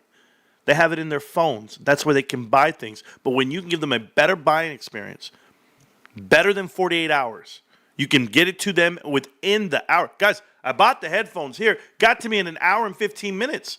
Same day delivery. Beats out Amazon. Beats out anybody. GameStop does. So that's just one aspect. Now we're talking about the card aspect, the collector's hobby. Those guys are crazy. Those guys are crazy. They're going to be buying cards forever. They're going to figure it all out. It's a passion. It gets you going. Me, I'm pretty reserved. I'm pretty reserved on the way I spend money. But that doesn't mean it's not feeding into the people out there that want more. So GameStop knows exactly what it's doing. And I hope and pray that when it runs up in price and it gets up to $40, and that's the S&P 500. That's that. I hope they give you a 2-to-1 split. I really do. I hope it's somewhere in there for everyone that's been holding for so long, because that thing is going to run. That thing's going to run up and to the right, and there's no stopping it. We have announcements of an S&P 500 inclusion. We have a dividend on its way. We have profitability. We have nothing but time and space and opportunity. And if you're in GameStop, you feel the way I do. So, yes, I know there's an article here telling me that my $30,000 is safe. And this article tells you that we're going to get past these inflationary times, and inflation is cooling. It cools in November. The PCE announced 0.01. But as you go through this whole article, I didn't even read everything yet. It's going to name GameStop is the world's largest video game retailer. GME offers the best selection of new and pre-owned video game and consoles, accessories, and video game titles in both physical and digital formats. GameStop publishes Game Informer, which I don't think they do that anymore, but the world's largest print and digital video game publication. They do it online now, featuring reviews of new titles, releases, game tips, blah, blah, blah, blah. GameStop's expected earnings growth rate for next year is more than 100%. They're expected to increase their growth on earnings 100%. And then they'll do 100 and 100 and 100. And then we'll be talking about the times where people used to make fun of me because I had a chipped tooth, because I had a widow's peak, because I had a lisp, because I'm brothers with Rico. But what they're never going to do is make fun of me because I invested money into GameStop. It takes money to buy this whiskey. And I'm loaded, baby. All right, guys, listen up. Oh, yeah. Oh, I forgot you were there. My bad, Kid Caribou. Hey, it's all right. No, I didn't forget you were there. I'm just going. One thing I did notice is during the trading, at the end of the day, you get you get that up and to the right, and then it comes back down. Sure. And that's from the day traders. Yeah. And the day traders are the ones who, at the very end of the day, take their winnings and they drop the price of the stock. And it's just the way it is. We're not going to be able to change it. Between that and the shorts trying to do their thing, it's going to just take a little longer, but it's not going to go down. No, but I don't know who invests looking at the day. If everybody were just get out of it and not worry about it, right? It's like going to work and asking for a raise every day, or going to work and saying, I want to be promoted tomorrow. I deserve it. No, go put in your work, let it speak for itself, let it do its thing. And then over time, you'll realize that you have so much experience in this stock and this investment that any movement is going to be in your favor. You think people are worried about catching peaks? If you guys are trying to catch peaks, I sold it at the top. Well, good for you. We're all not that lucky. We're all not Freddie Freeman in the 10th. All right, we're gonna have perfect connection on a grand slam. No, it doesn't happen that way. But a lot of us are Mookie Betts. A lot of us are hitting shit when people aren't watching, and we're just as equally as important. So I think it's gonna be awesome for GameStop. Right now, 10 years from now, you guys are going to dream for $20. You guys are going to dream for $30. Certainly with the amount of shares they have available. 446 million shares, and everyone has them. Everyone has them. They're not selling them. These kids ain't selling a damn. You know what these guys will do? They'll get their car repossessed. They'll lose their home. They'll do all of that before they ever sell their shares at GameStop. A core group of people here believe in it that much. It's no, I'm not selling. Who cares? If I owe somebody money, I owe them money. That's just what it is. But this is not for sale. There are things out there that are worth more than the dollars that people are asking for. And I think GameStop shares are just that. I think the mentality has changed. And it's not a cult-like fixing. It's these guys don't understand the value of the asset they have. Mementos are one thing, but GameStop's doing the unthinkable. Ryan just put out a tweet today for the first time in weeks and months. Ryan Cohen tweets out, and he's asking to hire a new individual for motion or whatever, for just a part-time thing or maybe a full-time thing. But obviously, he has a marketing mindset for what they're doing, and I'm okay with it. I'm okay with what he does, how he contracts out his work. But it appears that Ryan never really commits to people or things for longer than it's necessary. That's a good business model. But asking the question why, that's the best business model. And not to be, Enron-esque. They used to say, why? No, just ask yourself, why can't we do these things that people say we can't do? Like, why can't we have a NFT marketplace? Why can't we partner up with PSA and turn in cards for grading at our site? Why can't we sell them on a website, or GameStop.com, where it's 3,100 cards listed right now? Why can't we give these experiences to our customers? And the truth is, you can. You can, but I ask you, why do you want to spend money? Why do we want to do these things? We don't have to spend the money. People always say, well, what are they going to do with that money? It doesn't matter. Doesn't matter. Look at this card. Will be gone by tomorrow. This card says it's coming, okay? Charizard, Sword and Shield, Shining Fates, PSA 10, Charizard VMAX. This card is market value 176.14. I guarantee you this card is gone the minute it comes up for sale. I guarantee it. And that's what I'm talking. Guys, that right there is an Xbox. They're selling them like crazy, guys. And the more that people find out, and you don't even need to have the whole world to know. No, you don't have to do it. It's just a couple of crazy dudes. A couple of crazies out here that just want to go, deep on this, right? 3,350, the amount of items available right now. That's a great number. It was 3,100 when I started the show. They're revamping the books here for GameStop. They're just pumping it up. I love it. Here's the stock, $30.90. I feel good. I feel great about our investment. I got to read all this chat. I got to get through it. And I know I got you guys here on the side, so feel free to speak up. If you guys want to talk to me, you cut me off. I don't care. It's your show, not just mine. I just want to say thanks for saying no on the damn poll. Somebody said no, GameStop's not a buy right now. What the hell? What the hell? All right, so it says, thanks, bro. I forgot to renew my subscription to The King Show. Marcel, thank you for renewing your subscription. Appreciate you, bro. Greetings to all. Merry Christmas, everyone. Yes, that was from Kid Caribou himself. We're so early. Facts. I agree, Pushin'. We are very early. I don't want to say so early, but we're early. Certainly for the guys who've been here for 4 years and still holding, and we're going to keep going. Discord will save everyone's lives for the greater good. Michael Vanetti. Michael, I agree, bro. Thank you so much. Someone better slipped on the vote button. Oh, did they slip? They could.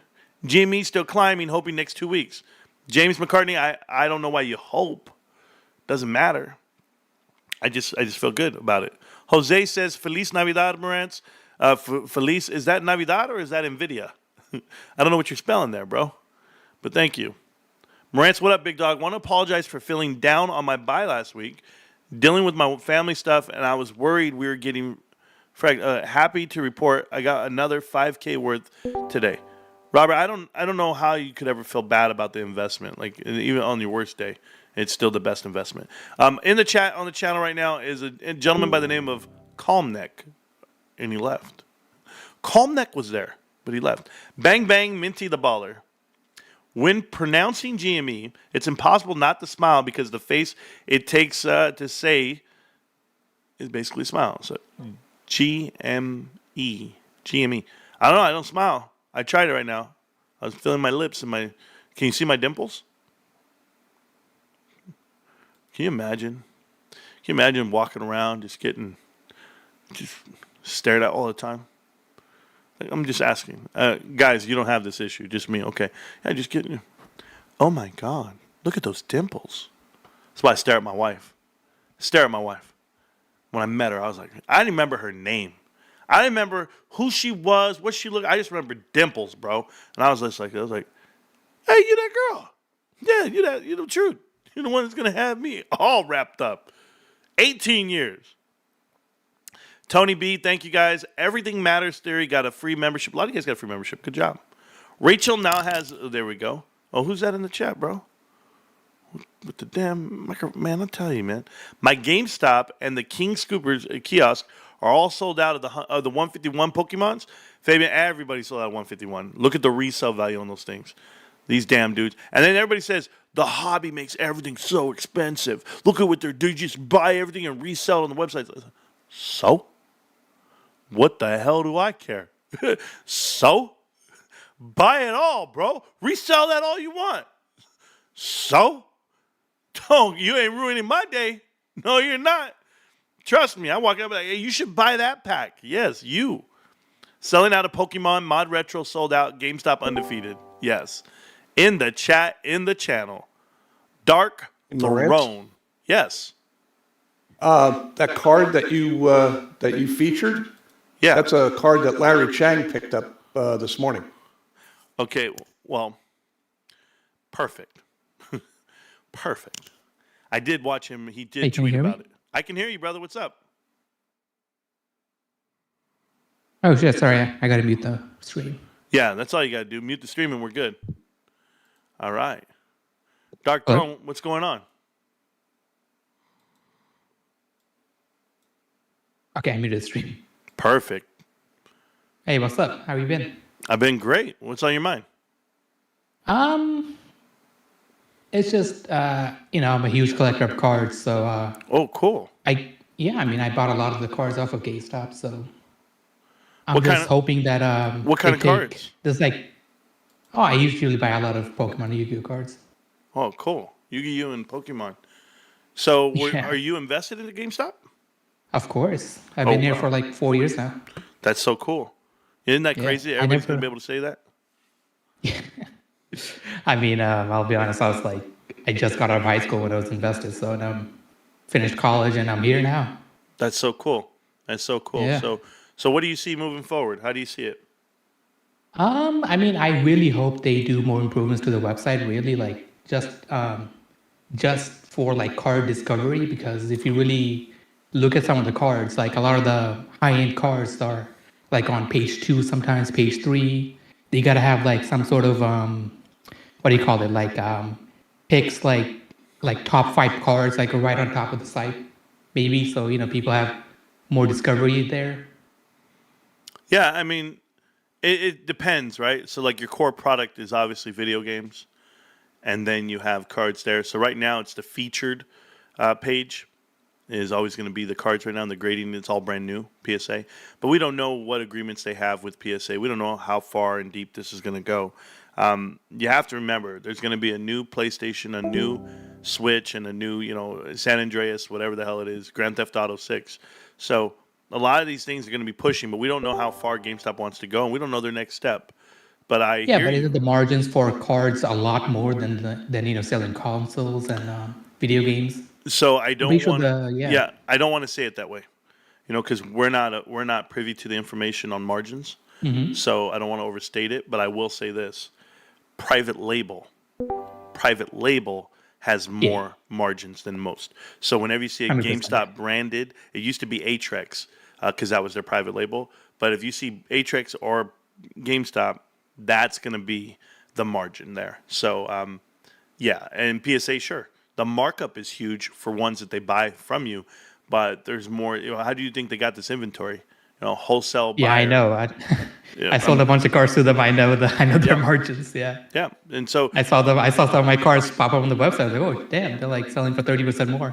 Yeah, and it's okay. It's okay to have that. Yeah, 100%. Yeah. They're paying for the delivery. They're paying for the web. To actually have it available to you. I tell people all this all the time. You want top dollar for your cards, and you go sell them. Good luck. No, who's gonna find? Yeah, who's gonna find it? Yeah, you're gonna take pictures, put it up on eBay, then pay for shipping and all that stuff. It's just that's too much. I sold a car. People don't know this. I sold a card on eBay the other day just to test it out. And I say the other day, this is months ago. Let me go see if I can pull up the transaction. I want to show you because I was trying to gauge what happens with versus GameStop and eBay. Because guys, I'm one of those guys where I want to see stuff. I want to see it to believe it. Let me see if it allows me to. I think eBay lets you list 50 items for free, and after that they charge you a percentage of the sale, if I remember correctly. Yeah, but 250, I'm not 100% on that. It's 250 items a month. Oh, that you get to do. So I'm looking right now, but I think it was. I signed in as the wrong guy. So I sign in again. Let me see. Continue Google. I'm putting it up on my other screen just so that you guys can see that I'm not like just saying shit. Like I actually did a transaction on eBay because I wanted to see the experience of trading in cards versus buying them and all this other stuff, right? So let's see. My eBay summary. Okay, boom. It says Kia Optima. No, that's different. Oh wow. I bought that years ago and it's there? Holy hell. Isn't that crazy? Okay, some I bought a long, long time ago. Welcome back, Marantz. Did I not use this? What website did I use? I used eBay. I know that. But I'm saying, like, what sign-on did I use? Wow. Okay. Bros, these guys have my info from years ago. Okay, let's try this again. Marantz Rantz. That's my name. I'm checking it out real quick because I just want to be able to see something. Like, let's go to summary. Let's go to selling. Let's go to overview. And does it tell you my last 90 days? Okay, it says last 90 days. It was before then. Archive. Let's see. Wow, man. Damn it. I know I sold the Victor Wembanyama card. I wanted to see. I had bought one and then I sold it back for the same price. Well, the point was, man, I made like 73 cents on the deal because shipping, and I didn't realize that I was paying for I ended up paying for shipping. It was just a lot. Yeah, I mean, I'm logged in by eBay account too. So one of the cars that I sold on eBay was a while ago. So they took a $10 transaction fee and a $5 shipping label fee. So yep, you literally lost, and $5 of sales tax. So you lost about $20 right there. Promise you. Happened to me. It's way more convenient to just go to GameStop and sell it there. Let them do all the work for you. Yeah, let them do everything. Yeah, and now I know that PSA has the partnership with eBay where they post it for you and they do everything for you too. So that's not a problem. I want to get Fight on Disc. I'm trying to go on to Twitter. I got to talk to Jim Chanos, guys. I got to find a way to get to him. I want Jim Chanos to look into this whole CoreWeave, super microcomputers, everything, because he should be knowing this stuff. I have 2 more things to go over with you guys, and I just forgot that I have to do them. So we have to. I'm head out though. It's good. Always good talking to you guys. Hey, nice to meet you. Hey, question for you. How long have you been watching the show? I think 3-4 months, I believe so. Oh, 3-4 wow. months. Yeah. What, Not kind of new. Yeah. So Short Friday says, Marantz, you sound like a... Got you, bro. Had no idea. I sound... Okay. Thank you for saying that, bros. Appreciate you. Just shipped out some car parts. I sold them on eBay. I paid 30%. That is crazy, man. You got a punchable face, Marantz. Oh, thank you so much for that, guys. Awesome. I mean, how else would you guys ever take a punch at me? All right. So anyway, massive plus point for retail. Yeah, 3,000 stores, 3,000 cards. Yeah, on deck. Absolutely. Okay, guys, check this out. So in the chat right now is our boy because I can. What's going on, babe? Let's see. Is he there? Yeah. Unmute yourself because I can. What's up? Oh, bro? can you hear me? Yeah, I can hear you. Hey, how you doing? Killing it, man. I actually I'm going to go over your DD right now. Which one, part 1 or part 2? Part 1. Oh, all right. So the yeah, dude, I'm working on part 2. Honestly, I got to give you props, man.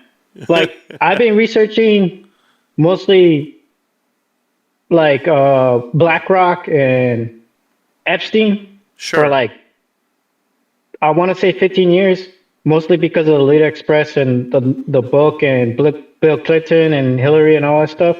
Yeah. And then part 3 connects my DD with yours with the guy who owns Penguin, the hockey team.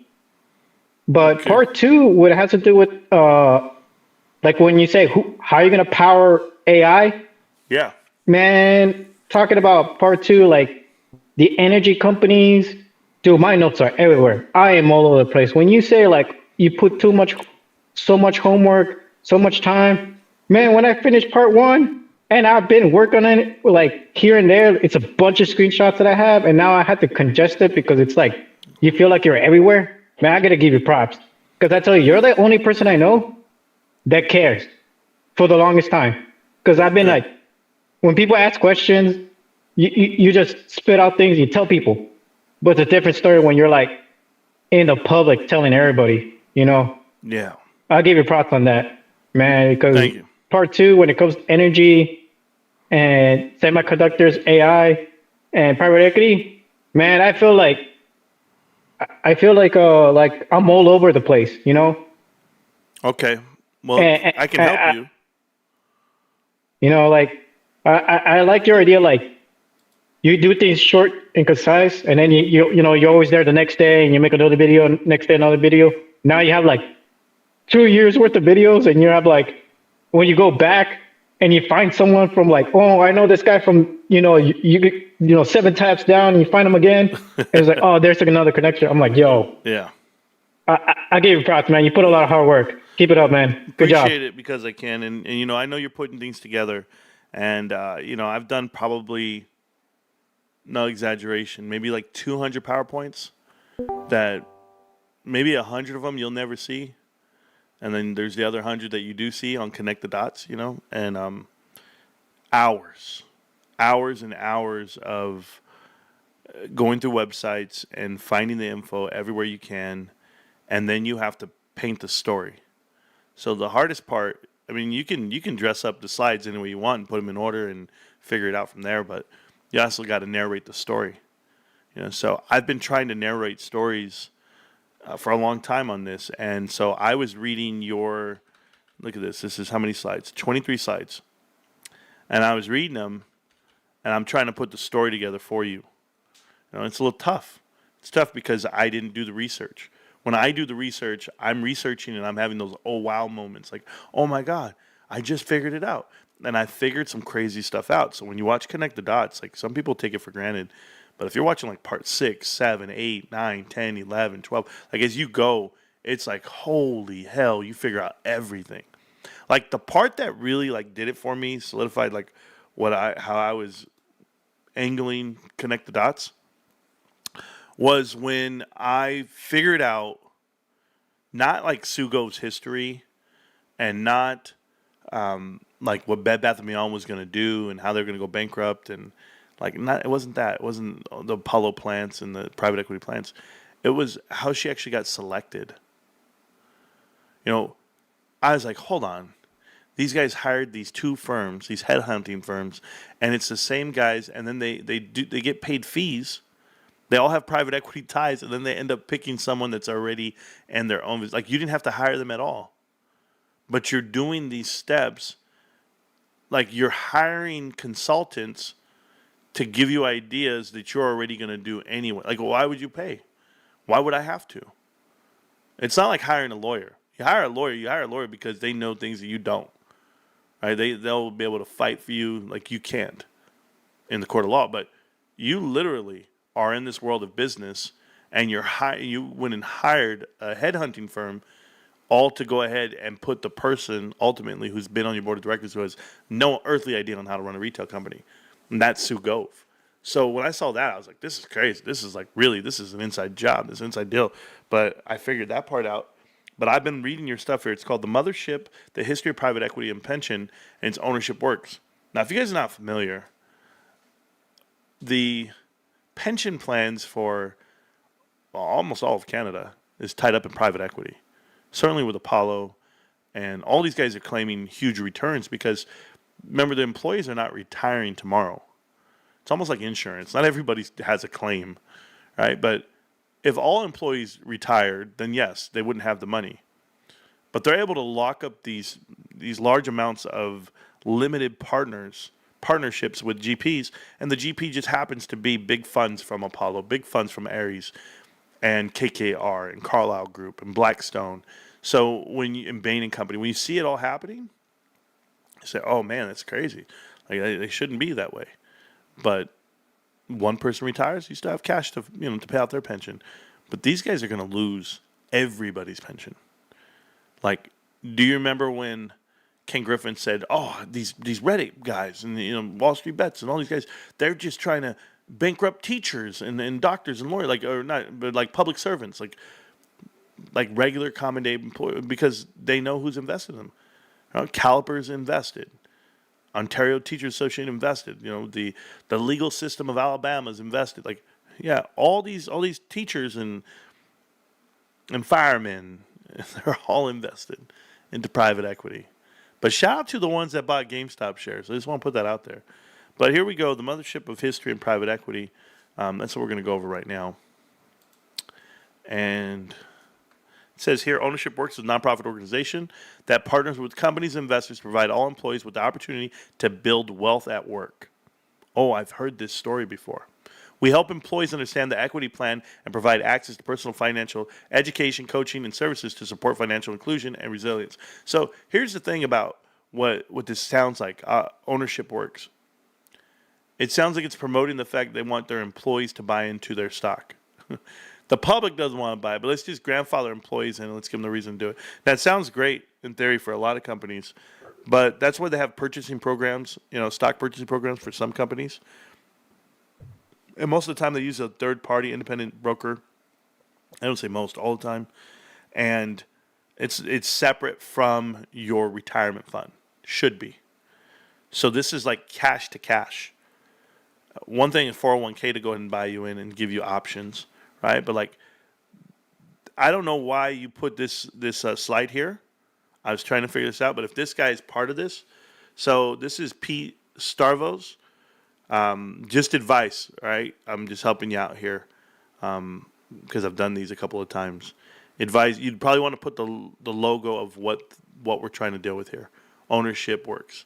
So you probably want to put that on here to say he's associated with it, right? So this guy's the co-head of global private equity for KKR. And it says here, America's private equity platform. He's a member of KKR. No. I don't see it. Well, I'm going to keep reading.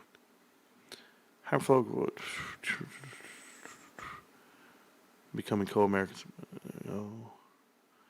Yeah, I don't. Oh, there it is. Employee engagement and ownership model.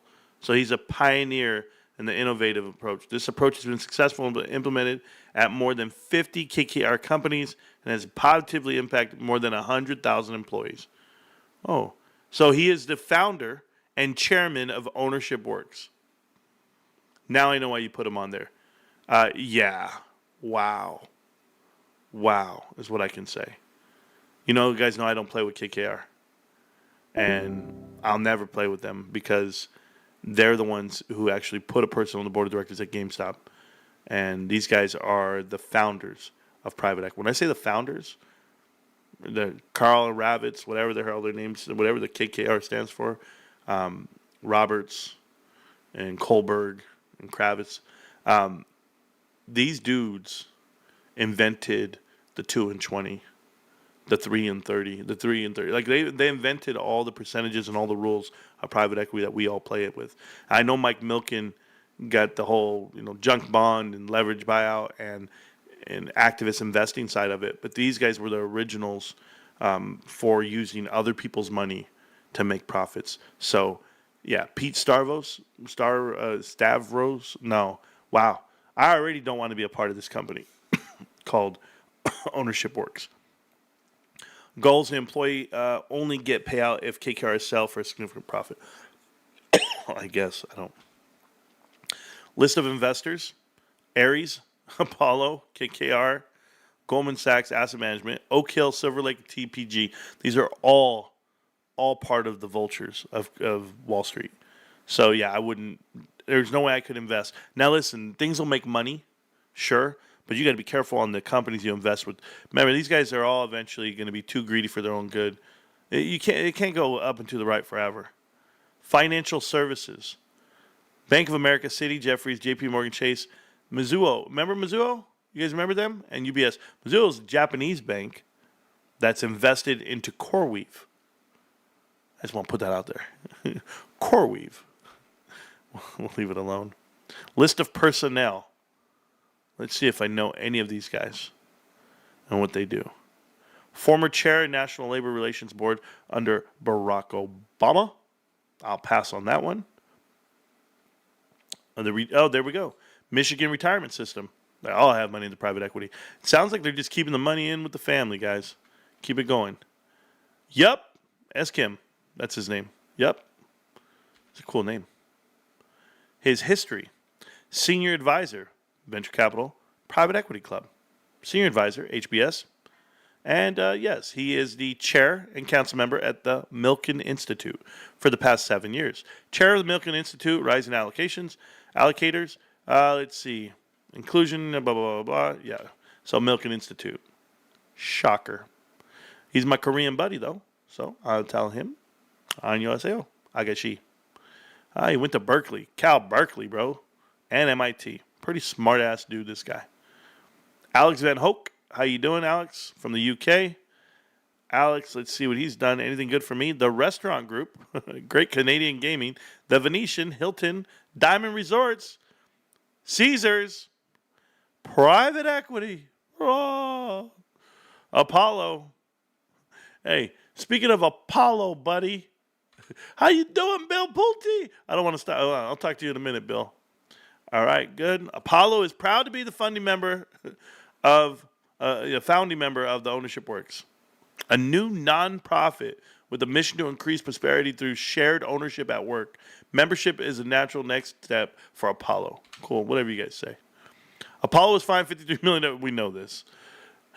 Following charge of misled investors regarding fee practices in early 2021, Leon Black. Oh yeah, we've talked about all of this stuff here, guys. So they're touching on the fact that Jeffrey Epstein received $158 million from an executive at Apollo, which would be Leon Black, their CEO and chairman.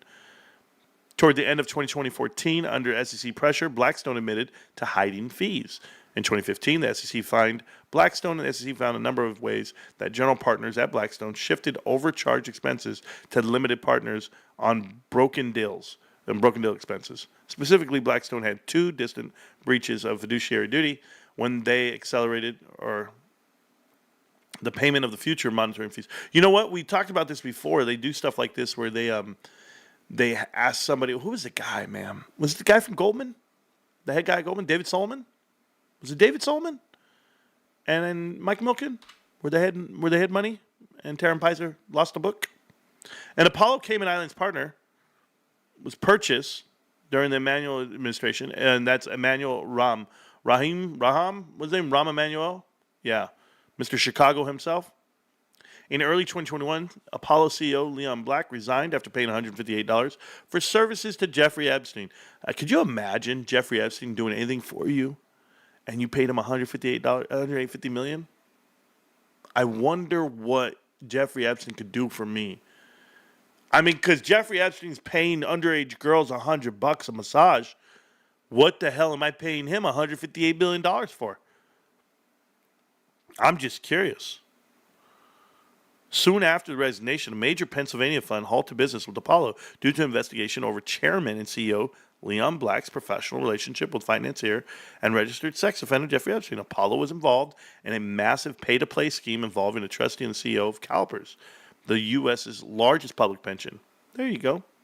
The CalPERS CEO, I forget how to say his name, Bruno Narasto, was sent to prison, and the trustee Villalobos committed suicide before serving his term. Oh my God! Christian Moore, the former director of Advance for the Chicago, I don't know if that's right, for Rahm Emanuel mayoral campaign, was recently named chief of staff for Apollo. Oh, that's cool. That's cool. There's one I like. That's something good to know. There we go. How could we ever not, right? And we got it all over Wall Street here and the government. You know, somebody made a statement the other day. John Diamond made a statement.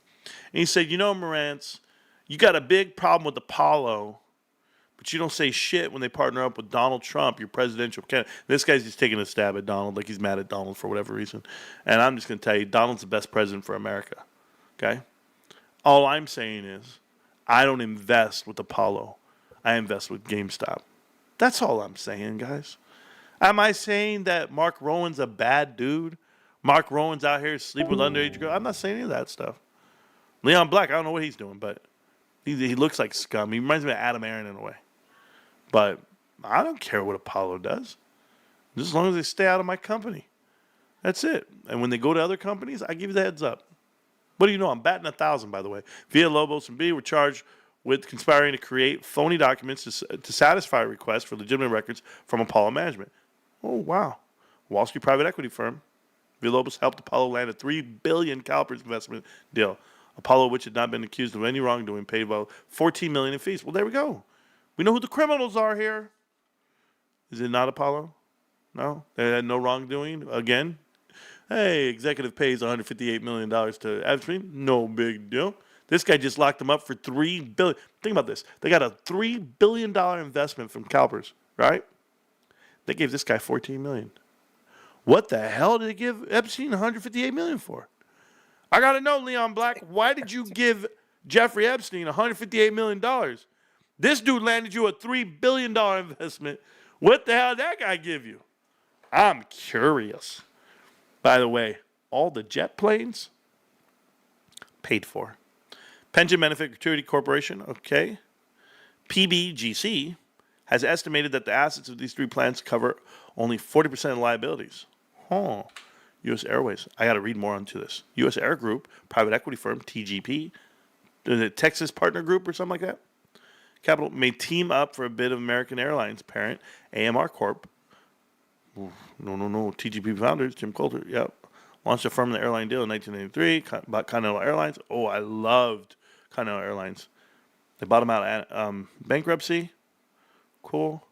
The bought firm went on to a lucrative investment in AMC West Airlines. Know about that. Midwestern Group Air together, Northwestern. Later had to sell its stake for $31 million. Wow. So they bought it for $450 million, and then they sold it for $31. Sounds familiar. Go look at commercial real estate right now.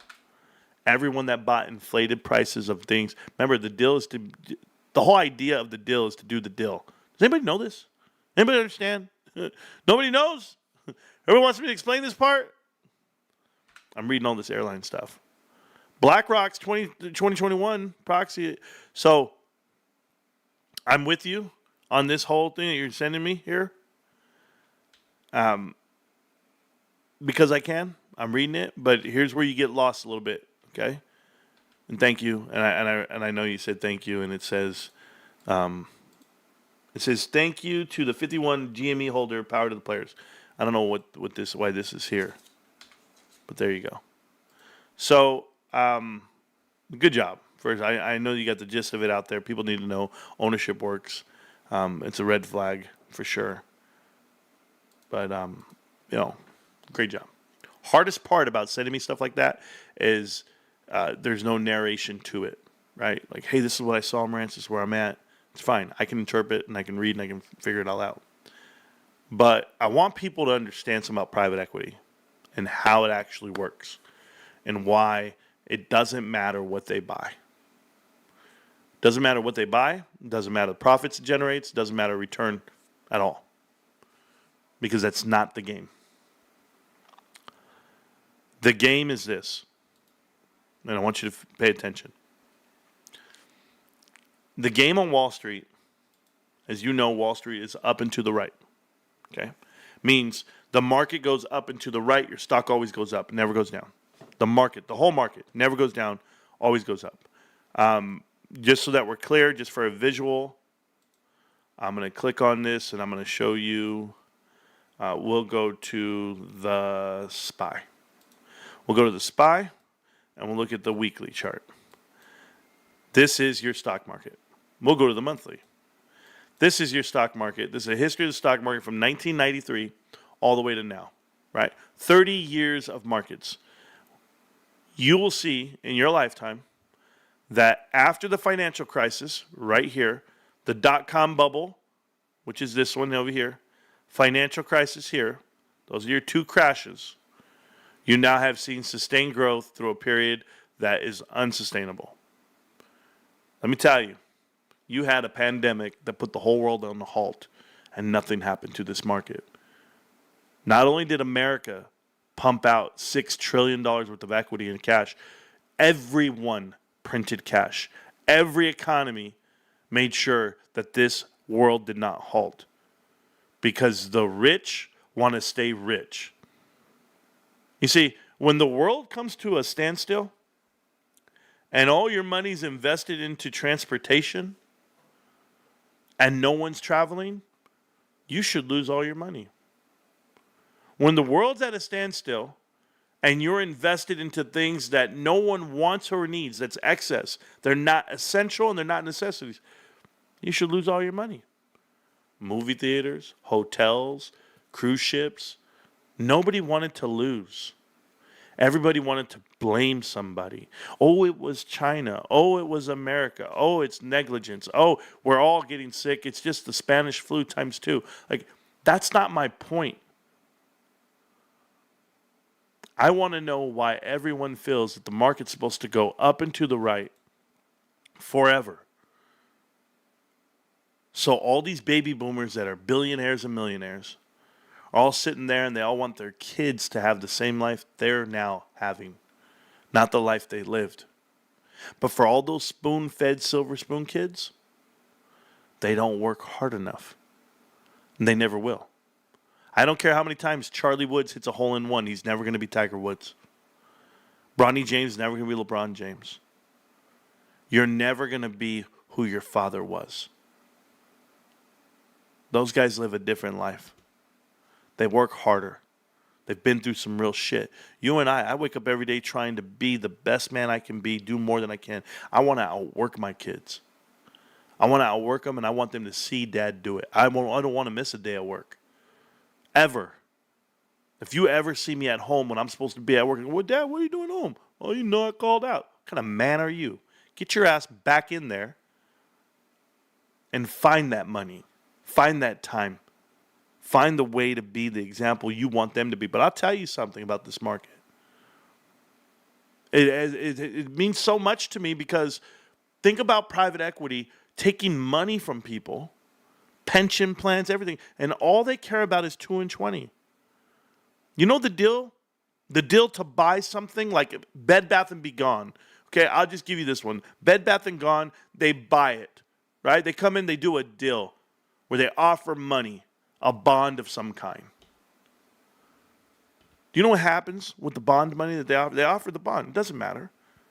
Doesn't matter what the company does because the executives that signed the deal and the money managers, the general partners themselves, 2% of the profits, 2% of the fees, 20% of the profits. They get paid anyway. All the executives that choose to be on the board of directors, what fees are they getting? Shares and cash. Just to sit there and make decisions that are going to go sideways anyway. Do you know what they do after 4 or 5 years? We signed a great deal. We're selling and we're doing a partnership with Apollo. Here comes Apollo with the deal that's a little bit more than what they paid for it.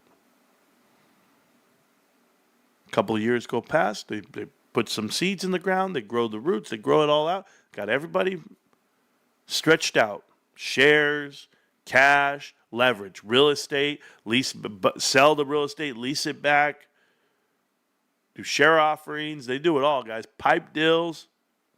Hey, when they leverage you on your own debt. Hi, Aries Capital. Hi. Yes, Tony Resler. Now I know you're married to my sister, Deborah. You guys know this part, right? Leon Black, the same Leon Black, Jeffrey Epstein, that Leon Black, CEO and chairman of the board and founding father of Apollo. His sister is married to Aries Capital, Tony Resler, who is also part of Apollo originally, and Drexel Burnham Lambert, where they all work together, but it don't matter. Anyway. Hey, Tony, bro, I need you guys to buy this company for about, I don't know, maybe $300 million more. Don't worry. Who cares what you pay for it? Doesn't matter. I get to get profits and give them back to my original investors, and you get to get your 2 and 20 off this deal. I'll buy it back from you in a couple of years when you need to make profits off of it. And we're just going to do this game left and right all damn day. That's all we're going to do. It doesn't matter, though.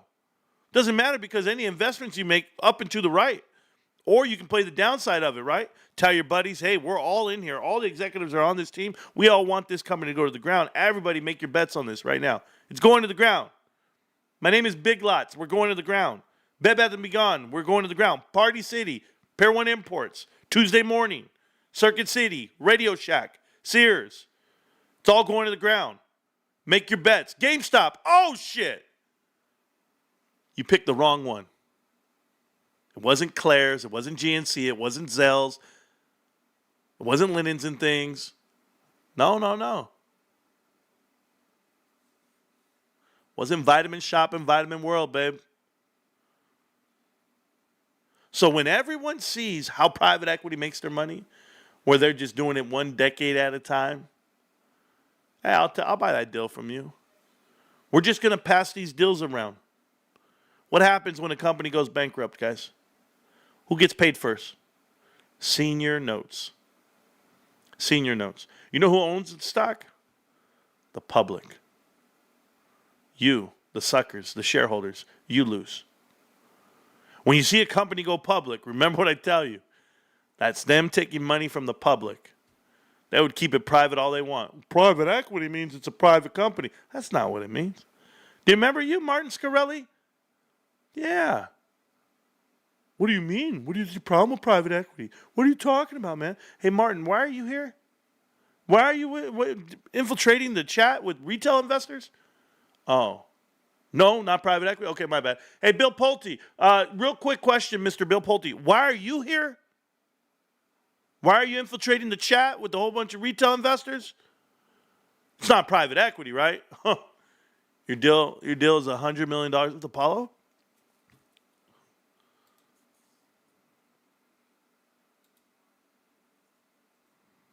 My God. I didn't even see all that. I'm not even looking at the chat. What the hell's going on over here? Merry Christmas. I didn't even see all this. What the hell, man? I missed it all. I'm still talking. Let's check this out. Thank you for the support of the channel, all of you. And Merry Christmas to all of you. I want to show you guys something. So this is pretty cool. This is Q&A. Q&A by one Bill Pulte. And you guys listen. Was he well known in home building? Bill Pulte answers. Depends on how you define well known. Your definition, sir. I don't know. Okay. Are you well known on Twitter? Object. Depends on how you define well known. Really, Bill? Your definition, sir. I don't have a definition for it. Here's Mr. Grunberg. Here's what he says. So going back to your time on the board, this is about Pulte Home Group. What did you implement and any policies while you were there on the board? He answers, define you. You. You're the human being sitting in the chair. You. Sir, this is the question. Sir, you are aware that your grandfather settled with the SEC in connection with alleged violations related to the timing of the disclosure about the replacement of Douglas, the new CEO, on the board. Bill Pulte answers, I'm not sure. You'd have to show me the documentation you're looking at. They say 65. He says, in this context, yes. Okay. And the SEC investigated your grandfather in the connection with the 2016 turnaround, didn't they? He says, define the 2016 turnaround. You see, this is the problem I have with Bill Pulte playing stupid. He's not playing it. He definitely is. But Billy, I got more questions for you, babe. While all you guys are out there, Never Neverland, if you guys don't understand what's happening here, you had a guy who actually works with Elliott Management, Elliott Global, Elliott whatever, finances, whatever the hell they are, the private equity. Elliott's been partnered up with Apollo, strong dealing, strong arming, over there at Caesar's Palace. Go read the Caesar's Palace coup. You guys understand the book. And, Bill Pulte, that's where he comes from. So when Bill Pulte comes into this chat and he comes into the channel with other people, he starts talking, and he says, retail investors, I'm one of you. It reminds me of all these guys who've been coming around GameStop and AMC investors. Like dudes who you never wanted around. You're like, what is he doing here? They're private equity, guys. Or they were sent by private equity. You tell me. I've never worked for a private equity firm, but Bill Pulte has. Elliott bought Twitter. Guess what Bill Pulte became? The Twitter philanthropist. Let's go ahead and use the platform and give away $100 a day, and that'll get people to sign up. Millions of people will just want to be a part of it. Hey, Bill, I have a question for you, Bill. How many Twitter philanthropy little things did you do this year? I'm not good at this. I'm blocked on this. So I want to know. Is it Pulte? Is that how you spell it? Pulte. Pulte's here. 3 million followers. He lost 200,000 followers. Shocker. Hey, Bill, I got a question, man. I'm just checking, okay? So it says here, post. It says, I'm giving away $1,000 today celebrating this. Nom, nom, nom. Apollo Pulte Capital on Virtual Finance. Oh. Okay. That was on 22nd. All right, let's go ahead and do it. It's going to be an epic year, 2013, but way bigger. That makes no sense at all to me. It says here, I'm blocked by you now, which is cool. It says, thanks to you, this mama can give her a young son Christmas after he lost her dad and her husband this year. Thank you. Okay. Oh, my goodness. God bless. I've always seen women win. Why are women always winning? Huh, Bill? Another woman? So there we go. So there's 1,000 right there that you claim you sent to somebody. Make sure you blow up my DMs. Oh, we'll blow them up. There we go. Got busy. There we go. So there's 1,000, right? I'm just reading. There's so many damn tweets. Platinum says, even if there was an offer, doubt, it would still have to pass a vote. Hopefully he's not making it all up. Yep. I feel bad for Doug's few supporters. All these years, I thought that they were supporting a winner. Professionals, Apollo, admit that they can run Virtue better than Doug. His supporters will slip into an even further irrelevance. Oh, you're trying to do a hostile takeover yourself? Good luck, bro. So I'm just trying to figure out the giveaways, bro. Why is he even tweeting again after deleting everything? Yeah, because he didn't get the presidency. He didn't get the presidential pick. So I'm trying to find out. Well, he deleted everything because he didn't want you to find out that the people he's giving away stuff to were the same people. I caught the same person win 3 times. It's pretty crazy. But here, I'm trying to figure out Twitter philanthropy. No. It was the one. There he goes more. No. Nope. Nothing. Pulte. Nope. Phone's been ringing off the hook. Blood in the water. You don't know the half of it. These guys are too much, bro. There are no deal talks going between the firm Apollo Global Management. Thank you. There it is. That's what was reported. And Michael, Bill Pulte always delivers. I'm sure he has the receipts. Always delivers. He says Apollo Global. And you're excited, Michael? But Michael, you're DD. You're just so smart. Didn't you just do all this due diligence about private equity leveraging publicly traded companies? Because you watch Connect the Dots? I mean, maybe. Here we go. So let me figure it out. I'm still reading. I'm still trying to follow it here, guys. I'm looking for another giveaway. Nothing. I think I can go faster. There it is. I'm giving away 1,000 run with notification who likes this tweet. But you didn't do that. It's like you only give away $1,000. I say only. This guy's a billion. This guy is millions and millions and millions of dollars. Okay, guys? But nope. What do you say there? Oh, PHM. Yep. Nope. I'm demanding. Does this guy not know how to do a damn hostile takeover? He just does it through Twitter? If I post enough. It says, do you think any other big money thinks Virtue is undervalued? I want Virtue sold. Like, he's like baiting the people. Virtue needs to be sold. Like, how many times are you going to tweet this out? Wow. I've never seen anything like this. Bill Pulte is arguing the sale of Market Maker Virtue, contending that Doug CEO spends more time tweeting than focusing on business. What the hell is he doing? Ryan Cohen should take a look at Virtue. Why? You already said you have a partner and you've been doing it for a year and a half. Why are you going to say Ryan Cohen? I don't understand. You can't even believe this guy. Second most thing read on the terminal. Who cares? You're lying.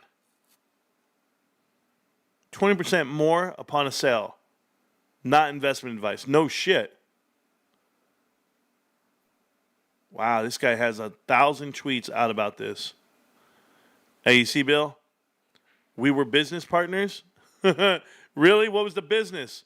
You're buying stool softener and X-Lax? Is that the business? Grandpa couldn't push it out anymore, bro? I'm just asking. I had to do it for my grandparents. I'm speaking from experience. I'm not trying to make fun of you. Doesn't look like a grandpa. Oh, that was his grandfather, bro. With the public buyers of Bitcoin, what is this guy talking about?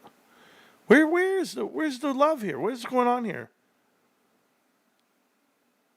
No. Just saying you Christmas breakfast money. Keep up the grind. How much is Christmas breakfast? What is that? $40? Bro, that was 10 days ago. What? How many days ago? 7 days ago? A week? It took you that long? Man, this guy's a fake. That picture that looked Photoshop with him and Trump and Ryan. Yeah, no, I'm not worried about that. Is that what's over here? Is this the guy? Is that not what's his name right there on the right? That looks like what's his name? That dumb guy. Dude, if you're taking pictures with Bill Pulte, bros, you guys need to rethink your life. Honestly. Ugh. Okay, I'm just trying to figure out what he's doing here. Oh, fly more helicopters, bro. There it is. There's one. I just sent $500 to a random teammate. Jody Hayes. Always a female. Watch him send it to a guy tonight. I'm goading him right now, guys. Look at this. Having a Pulte event. I stand corrected. You did give $10,000 to Michael, from what I heard. You did a Pulte event at a bar. No, we're not renting out helicopters anymore. We're not paying Vivek to come out. Closed for a private event. Pulte. Tin roof. A live music joint. And these guys who show up, man, guys, I pray to God, you guys ever try to meet me and you guys look like this, just go home. Go home. Oh. Look where the arrow's pointing. Yeah. Oh, yeah. Down? Sure, that was his tie. Look at this, dude. Carter always showing up. Like, do these guys have jobs, dude? These guys are just gross. Bros, if you guys do your hair like this, too, oh, look at this shit. You can see into the future, this guy. Why did they put a picture over this guy's face? They didn't like him after all? Hey, guys. That's pee-pee right there, bro. Holy shit. How do you get a dad bod not even there yet? I don't understand it. Oh. This is just gross. Just gross. Just pick his nose. Rented helicopters. Oh, good job for you guys. You and Michael. Hey, the woman who married this guy. You guys ever see my wife? Just give her a high five. Just say, you know what? You're the truth. You put up with Marantz. It's good. Hey, I'm trying to figure out how this guy got back into Twitter. I thought he was gone. Now, yeah, he's giving away money. Good job. $1,000. So there it was. So he came back in October. After Trump didn't want him. So November 16th is when he came back. Cool. Trying to get clout from Elon Musk. That didn't work out, did it? Pulte has a chance. Power player Pulte, pioneer Twitter philanthropy. Look at this guy. Yeah, Twitter philanthropy. Hold on. And your power player, really quickly, a guy you say nothing good happens on Twitter. This is a guy who is giving away thousands of dollars to people on Twitter. In fact, he said he's going to try to give away $1 million. in the next Yeah, year. Twitter philanthropy. A guy named Bill Pulte. I'm sure maybe I don't know if it's an East Coast deal or not. Pulte Homes, his grandfather, but he made the money himself, and he basically puts out. He just gives it away. I here's this needy cause where I'm might going be to the give same money. Pulte You can give money, that, and ran he's for very a clear. House seat Don't in give money to Virginia and him. lost. You give money directly to the cause or the GoFundMe. And your power player, really quickly. I gotta close him out, bro. I don't care. He's boring, he's gross, and he tries to manipulate people, and I don't even know why. Just to follow him, he'll never be genuine. More cards, guys. They just added another 60 cards on the website. This is great for Christmas. They're doing it for Christmas. Today is the largest retail day in America. It's always 2 days before Christmas is your largest retail day at all retail stores. It is a madhouse out there. If you guys are out there walking the streets, I compliment you. I pat you on the back and I say thank you. Me, bros, I've been working my ass off, man. Hey, okay, let me go read all the chat. Let me read all this headlines. I just want to say thank you again to everyone who supports the channel. As you can see, Jay put out $100 for a Christmas gift for me and my family, or for the channel. It's always for the channel. And then, of course, 20 free memberships coming from Ruben. Ruben, one of my day ones, and my right-hand man. And Ruben's, he's a made man. So Ruben can say whatever he wants in the chat and the channel. He owns the channel and chat. Ruben has been with me from the start. And he's one of my head moderators, Ruben. Shout out to Ruben. And keeping everybody warm this winter. I prefer a computer that is not micro. I need to be able to see it. Yeah. That's why they call them Microsoft. That's Rico's nickname. Anyway, Big Lots and TGI Fridays also. Man, that sucks. Fridays was cool. For like when I was young. The boys balled out. Liberty, I heard. I didn't watch, man. I lost thousands on Mullen. Wow, John.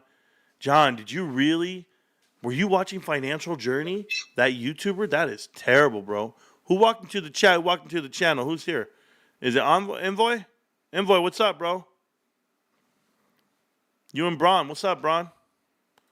You guys on? Yo. Yeah, what's up, bro? What's on your heart? What's on your mind? Speak on it. You just hanging out? I wanted to say Merry Christmas to everybody and thank you.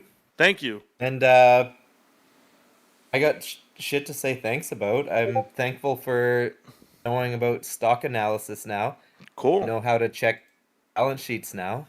That's awesome. I've been investing since I was 19 years old, 40 now, so it's been a while.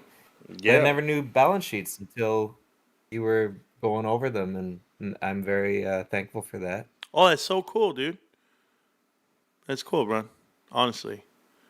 I'm happy we're helping. There you go. See, what you thought I was going to say something else? No. Oh, no, I just, my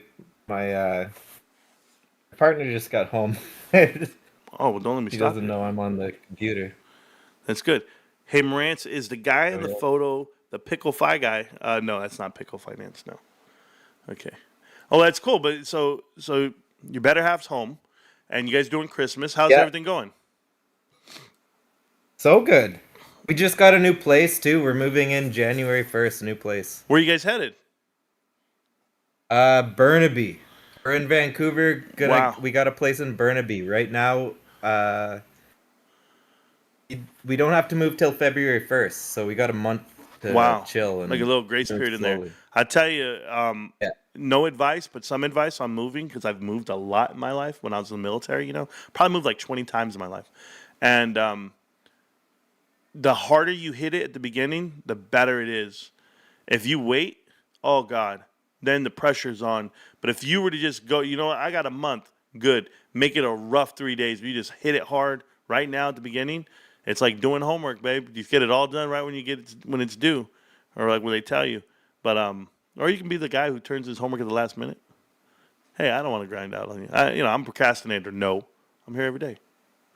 But I'm happy for you. Merry Christmas for you and your partner there. For you guys to be traveling and get a new spot. Hopefully it's what you guys want. God works in mysterious ways, and everybody finds a new place and a new home, and hopefully you make it beautiful. So hopefully you have Marantz Rantz on at the house. So there you go. And shout out to my boy Ricky Henderson. Rest in peace. If you guys saw, this is Ricky. Ricky's the man. But anyway, how long you been holding that stock, Bron? How long you been with us? Where'd Braun go? Braun probably got slapped. He's gone. Oh, I thought you were talking to me. Oh, yeah, he probably got in trouble for talking to me. Like, are you talking to Probably. Marantz? Hi, Marantz. Hey, Envoy, how you doing? What's going on? Oh, I'm at work right now, so That's cool. What do you do for a in living? Germany. I work with disabled people and who have IQ disabilities, and I don't mean Poldi, but I mean normal people. No, so you got what? PP Seeds? He can finally walk. You rehabilitated him. You got Tony De Niro. There's a lot of disabled people we I got always, there with that. always tell them, turn off the Wi-Fi, but it's Yeah. hard with disabled people. You know, Sometimes. my dad is disabled, right? So I've always tried to help him best I can. So I'll go over to the house and I'll see him struggling with something. And the other night I went over and he was putting up a ceiling fan, and I go, Dad, how long have you been doing this? And he goes, it was about 4 hours. And I was like, what? Because he couldn't feel the screws. And it was hard for me to do it, but for him, I mean, he doesn't. His whole arm doesn't work. But yeah, that's awesome though that you're doing that. So great job, man. Great job. So, Envoy, how long you been in the stock? Since before the squeeze, December 2020. Cool. So you've been in Yeah. it since then. You've been buying the whole time. Yes. I've actually low budget in a way, but mainly because I'm just reading and studying stuff I want to, and Right. procrastinating my studies on the side. And yeah, so I have tons of shares, and today I moved the stock because I bought 51 shares. 51. There you go. Um, Hey, he's a real watcher yeah. of the show. How long you been watching the show? For 2 months now. 2 months, and you're already Team 51. You already know. Wow. I'm a grinder, but yeah, I mean you at least once per show you say it. So Yeah. But if you're watching, then you have to know like where it comes from. You got to watch all the other episodes. But we put a lot of episodes into the vault. And there was so many to choose from, and I'll unleash them all one day, and everyone will get to see. Like if you're a member of the channel, you get to see like the whole first I am. 5 months. Yeah, you get to see the whole first 5 months. If you go to the member section only, and it's just a little different for YouTube, but I'm working it out and figuring out the catalog. And there's so much. I mean, we got like 4,000 videos, and Honestly, it's tough for me because I'm working not constantly. I mean, 16 hours a day, yeah, I can and imagine. without the Too much. breaks. That's too much. So No, it's never too much. But no. I will tell you. Oh, sorry. No, it's okay, Ron. You're fine. But it's never too much. I just put it on in my ears. Right? Like back in the day, I used to just put it on in my ears and listen, because I would live stream for like 7 hours and I wouldn't remember what I said. So I would live stream for 7. I'd go to work, and then I'd listen to the stream at night and get ready for the next day. Because I was like, what did I say? I said this. I said that. Okay, I gotta remember this part. I gotta remember that. Like I didn't know how to. I had no structure when I started. I have structure now. And cheers to you guys for hustling so hard. That's amazing. Our power went out here, so I Yeah. jumped to my phone. Cheers cool. to you guys. That's a long day to go that hard. That's very impressive. Do it for years, Bron. Do it for years. Then we'll talk. Anybody can work hard Well- for one day. You gotta do it for like these farmers who go sun up to sundown. You gotta be those guys, man. Yeah, I'm from a farm town. Yeah, There you go. I'm nearly the same age too. There you go. I know working. I tell you. Well, let me know when you're gonna come out here and party in Palm Springs. It's the best place in the world. It's Mecca. It's the greatest place I've ever lived in my life. The weather here is amazing. The people here are great. There's minimal crime. I do like the people there. I went there. The only time I've been down the west coast of the States was to Burning Man, Oh, and I visited people on the way, and people were good. yeah, Burning Man. That's something I don't want to do. I only did it once, and I won't do it again. Yeah, I heard. When I was young, I wanted to do it. I said, "Oh, Burning Man," and then Somewhere in the world, I value showers, and I value. Oh, the Dr. Braun shower. Yeah, no, I'm good. Okay, I'm good. yeah, I didn't do it. I'm over that shit. No, I'm once It even has my name. I met a guy once, and he goes, yo, bro, you would love Burning Man. I go, excuse me? He goes, yeah, man, you don't even care like about your hair and your teeth and your body, and he goes, the natural smell is you just get used to the aroma. It's so natural. He was like that. This guy was something else. I go, what happened? Oh, He goes, people were so. It's a weird place. well, they use My water favorite part was, as cash and stuff. It's crazy.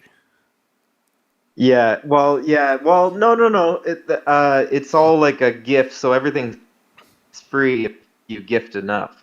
Right. And like, if your gift is worthy of getting everything else for free, the only thing you have to pay for is coffee and ice. But also, what I did to have a free pass was like 6 months of preparation doing a choreography fire show, and I don't even like doing fire show. I only wanted to work in the back just because my roommates were doing it. So I'm not really into that at all, but I went, I experienced it. So that's the only time I've been down the west coast of the States. Been Yeah, down so- the east coast many times for racing the bikes, but Yeah, the no. west coast, that was my only time. So my wife and we did a Trump rally this year in October. Is our first. I saw the video. Yeah, I saw it. That looked amazing. It That was was. in your hometown, right? It was it was 1 mile away from my front door. So it was in my hometown. It was an experience that like you'll never get that chance in your lifetime ever again. I don't even know how it happened to me, right? And then we got backstage and we were able to, meet Mike Gates, and you were able to see. There was I forget the damn actor's name. Everybody was there. It was crazy, right? It was a crazy experience for me.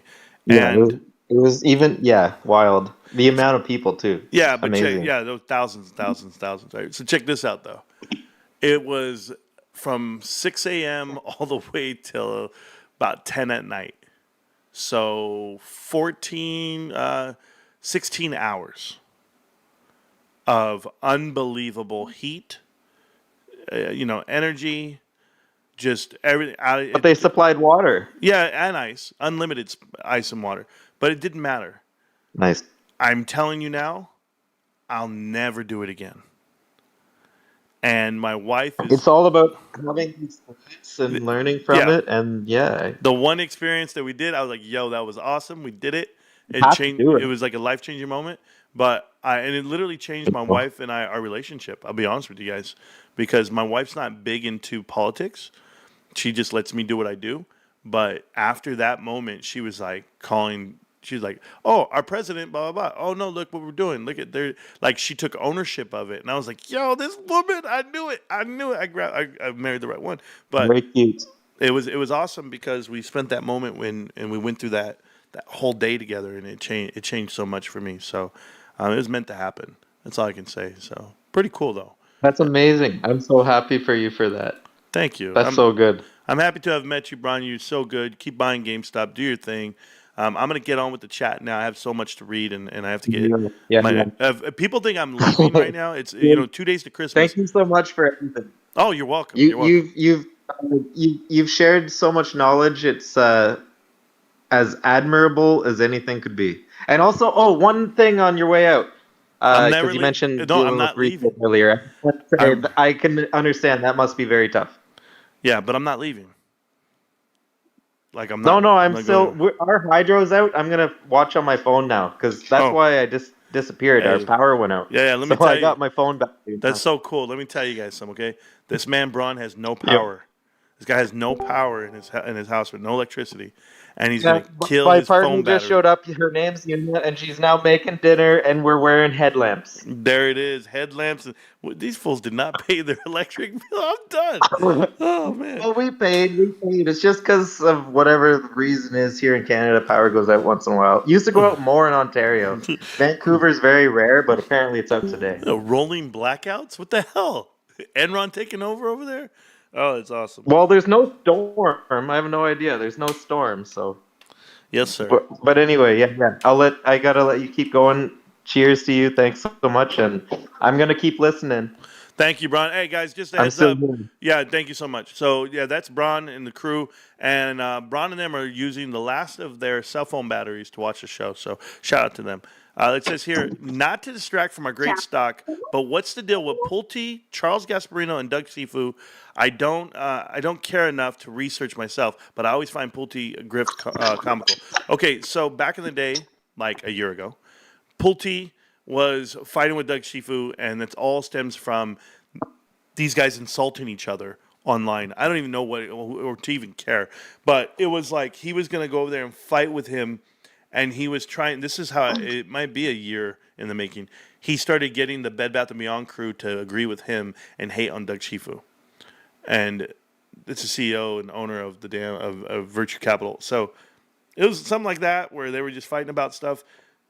And now you have a whole group of people that message this guy and harass him all day. And it's just Bill Pulte and his little army of PPC's bullshit. But yeah, PPC doesn't even know his show almost got taken over by Pulte and Kai's Malej. They hijacked that fool because that kid doesn't know any better. But good to him. Merry Christmas, Liberty. Thank you. Merry Christmas to you too, you guys. I appreciate you guys. All right, so I'm going to keep reading the chat. You guys can hang out in Discord if you want. I'm not going to stop you. But, yeah, the guy is shady. A modest guy wouldn't brag so much. He also deleted all his Twitter posts. Billy is sketchy IMO. Yeah, Bron, I agree. And, deleting all your posts means something. And then in addition to that, wouldn't brag so much. It's so good. So good about that. You're absolutely correct. Marantz has been calling Pulte a snake for a year and a half. 2 years. 2 years, Kyoto. Let's get it right. Pulte called himself a snake via his entire Twitter feed. Then he deleted it. Yeah. Merry Christmas, Robert. Yes, Merry Christmas. He once bragged about grifting. Is that gifting or grifting? Gifting a pair of shoes to a kid whose mom was sick, and also super chatted Marantz $2 after he had already claimed on his channel that he didn't know what he was going on. Yeah. Didn't know what was going on. Pulte has been calling. Pulte's been calling out Pulte. They even made a webpage just for him. Yes, his family called him out. What page? Yeah, it's crazy. Stock market collapse coming up. Rinse and repeat. Yeah, I'll tell you, it has to come up, right? Like I showed you that chart right now, guys. Let's go look at that chart really quick. This is your stock market over the last 30 years, and you see the correction that's going to happen. And this correction can fall all the way down to the 200-day moving average right here, or the 50-day, like in that range. But we're on the monthly charts, so you find your level of support. It's riding this purple line. It can retract right back down. That original time it did it was the crash of around 20%. It fell 20%, and they still didn't call it a recession. So we'll just keep going until we find a true recession here. Financial crisis hit. We almost crossed over, but it kept grinding because these are bailouts, these savings. That line of 116, that's where it should be. No matter, it shouldn't come above that at all. This whole market should be there because you know what? Maybe that's where people are fair and balanced, and money's there. I got to do something right now to you guys in the chat here. I got to put somebody on mute because they're loud. 2 bronze is better than 1. I had to mute the bronze. So I muted bronze because they were still making noise. I know they're living life, and they're fine. But I'll unmute you guys at another time. It was too loud right now. Stock market collapsing up. There we go. Micro is only held up by 4th place Bitcoin. That's MicroStrategies, or is that the other one? I'm saying microcomputers, right? Or is it I forget all those computers. What are the ones? MicroStrategies. And super microcomputers. Bro, dude, I get them confused all the time. It's my fault. It's so my fault. So sorry about that. And so the other Bron left. Okay, that's fine. Does GameStop make headsets? Yes. Right here. I got one right here. I bought one. There you go. What's happening, Marantz and Elitist? Sure. Analyst. You spelled it wrong. The music already stopped. My bad, bro. Smallbone. Yeah, Tommy Smallbone. Yeah, he's something different. I think the markets did stop. We're going to talk about that in a minute. I'm going to go to the charts and I'll show you. Guys, just so you know, I'm not going anywhere tonight. I hope you guys know this. I've been live for 2.5 hours. I have nothing to do tomorrow. I'm off other than go shopping. But I'm yours. I'm yours forever and a night. So let's figure it out. Trini Lopez, sure. I just got here. Oh, SBF Cellmate, how you doing, man? Welcome back. You guys get some really creative names, and I love it. Who else is sick or just me? Angelo, I'm sorry that you're sick, bro, but I'm here. And I'm here for you. But yeah, I'm sick only 3 times a year, and I had to get sick today. Damn. Very preposterous. There we go. Prosperous 2025, yes. I think he's going to cry. You the man, Marantz. Thank you. I might be. The Spanish Stevie Wonders. Bro, I got you, Marantz. Merry Christmas, everyone. Click the link. Tell me what you think. It's pinned to the top of the chat. You guys can join the board. Right here we have a $100 super chat from Jay. And it says happy holidays. Also says have a Merry Christmas. Happy holidays and blessed New Year's all. 51 GameStop fam for the win. Jay, you're the man. Dion Easton says, good due diligence, Marantz. Words cannot express how much we appreciate all the hard work you do for the retail community. Marantz for president. All right. Well, that's fine. I'll never run for president, but I got you, bro. Merry Christmas, GME family. I'll be posting my GameStop receipts on the Discord. Sergio, he's going deep on GameStop. Congratulations, bros. I still have to go tomorrow. I have to actually go buy something tomorrow at GameStop for my nephew. I'm ready for that. Renewed my Pro membership, and I got a PS5 controller with the 1-year warranty and a couple other things. Good job. Merry Christmas to you and your family and your loved ones. May Santa get you everything you've ever wanted. I only want one thing.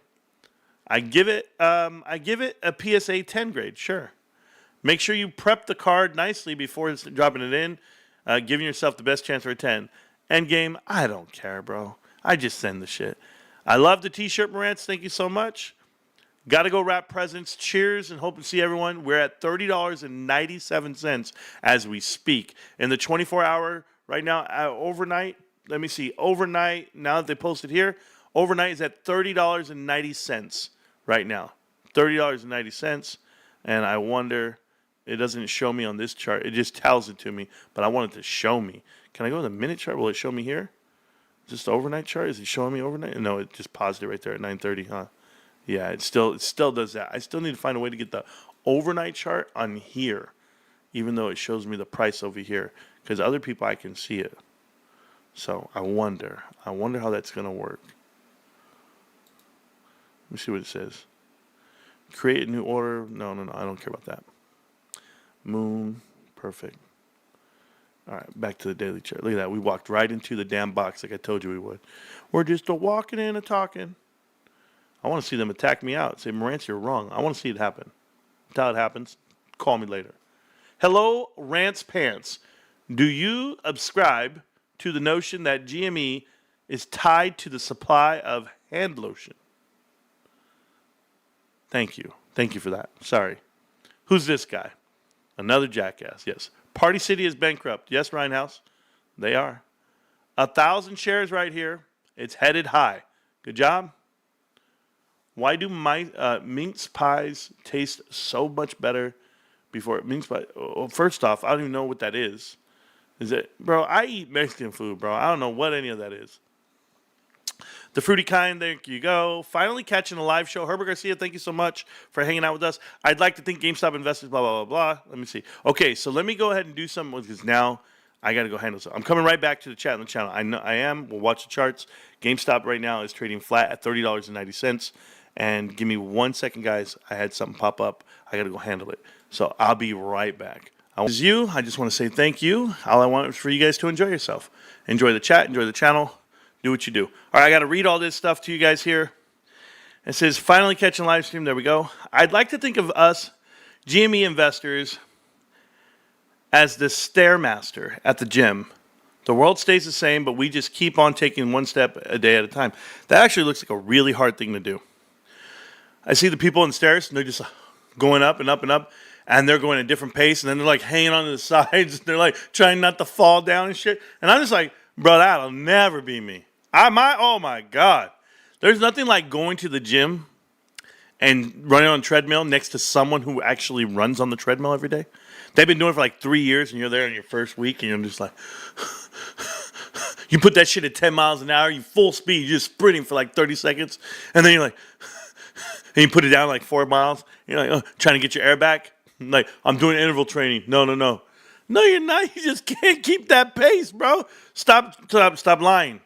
All right, go eat some Oreos. Call it a day. That's what I'm doing. We look for fundamental catalysts as investors. Yes, fundamental catalysts are here. It's all of us. I agree. Best wishes. Greg on X can burp the alphabet, so Ryan is going to give him a job. I saw those are his resume. I saw his resume and all his qualifications, and he said he can burp the alphabet. Yeah. You can't find many places that sell baseball cards anymore in Columbus, Georgia. Michael Anthony. Okay, well, check out GameStop. But a lot of people just go online, right? But you have Target, you have Walmart. They all sell cards. Just got to go look for them. Best Buy selling cards. He must love the PSA partnership. We all do. I have to drive now, so we'll be listening only. Okay, Burton, appreciate you, man. All damn day. Do you take your cards to GameStop store and they will sell them for you? No, so it's a little different, Michael. You take the cards and they give you value for them on the spot. They'll buy them from you. They're going to sell them on the website. The minute they get them, they buy them from you and they put them into the program and they give you a dollar amount for it. Then they put the card and it's on that omni-channel shopping, right? So the cards are somewhere at all times and they have to send them somewhere. So they know how they're doing it. I'm hoping graded cards are in the future. Just shipped out some car parts. There we go. I read that part. Thank you. Cheers to you guys. Thank you guys so much. Connect the Dots is a must-see to understand how the markets work. It's a masterpiece. Wow, Marcel. Thank you for that. Thank you for telling me that it is. If you guys have not seen it, it's on a playlist on the channel. Connect the Dots. It's videos I made over a year ago. I made these videos 2 years ago. I started Connect the Dots 2 years ago. And it's gotten better. You got to get through the first 4 episodes where I really didn't know too much. I was trying to figure it all out. Then I really figured it out by episode 3. But then after that, it's just smooth sailing. It's a great show. You know, I have to give you guys, because it's Christmas, so I'm going to give you guys some things to watch on Netflix. And I want you guys to watch them. I always give out these recommendations for the family. So if you have family coming over, you guys are going to watch these things. There's one movie. It's a documentary, and it's called Dear Zachary. Find it and watch it, and it'll blow your mind. So Dear Zachary was so good for me when I first saw it. My wife and I watched it together. We absolutely cried, and we watched it twice. Dear Zachary. The idea of the movie was that amazing, the documentary, because the part where it gets to me is that all of the things that happen, I'm not going to tell you what happened, but the fact that the best friend is a director and filmmaker. So all of these things are happening, and this one guy is recording everything for the last 30 years. So there's video evidence of everything that's happened. And I thought that was astonishing because, I don't even have pictures of sometimes what me and my wife have done, when we go out and we travel. Now that I've started YouTube and I record a lot, you see videos and I'm always explaining my day and whatever it may be, but nobody ever had pictures of me on the internet. They stole them all from the Rico scam, and we didn't have anything. So it was Rico and I couldn't post on the internet for 10 years because people were using our pictures to solicit money from women overseas. And we're like, what are they doing? That ain't even me. It's crazy. But if you don't know that part, you should watch more of the show. But yeah, masterpiece. Oh, here's what you want to watch. Dear Zachary. There's one. The other show is called Mindhunters. I enjoy that show. There's 2 seasons, and it's on Netflix, and it's how the FBI started naming and gave a title and a name to individuals that killed in sequence, and you know them as serial killers. So, phenomenal show, Mindhunters. It's based off of true events, so you should watch that. True Crime Season 1. True Crime Season 1 on HBO. That's something you should watch. And the last one is a documentary called Don't Fuck with Cats. And I'm telling you now, Those are, and I'll always say it, these are the best things I've ever seen on TV. And I mean, I saw House of Cards season 1 through 3 were really good, not 4 and 5. I saw, Narcos. Narcos is good on a couple of different reasons. I saw a lot of other things. Like I saw Luis Miguel's show was okay, but I'm just telling you, don't fuck with cats. That's it. I'm telling you, and I'm telling you, you should watch the show. It's a documentary. It's really good, really good. Better than these damn, James Janney documentaries that we're watching. These lies. Dan Olson, 3 hours of nothing. Hey, by the way, all of those docs don't mean shit today, do they? They were all wrong. We're at $30 a share, bros. We're at $30. We're not at $6. There we go. Welcome back. Always here. Is that Ruben with another 20? Another 20? Ruben. 20 more free memberships, guys. Merry Christmas to you and the family. If you guys are not getting these free memberships, they're from Ruben. Just let you know, you're going to be in the drawing tomorrow. Tomorrow, we're giving away $10 gift cards for GameStop. A lot of them. We're giving away a Raptor 8. A Raptor 8 for GameStop. And the way you get it, just be a member of the channel. That's it. It's easy. It's easy. Give away Raptor 8. Keep going. That's what we do. Yep, Canada was just a corporation since the start. There you go, man. These guys know. I said it was based off creation. There we go. Merry Christmas.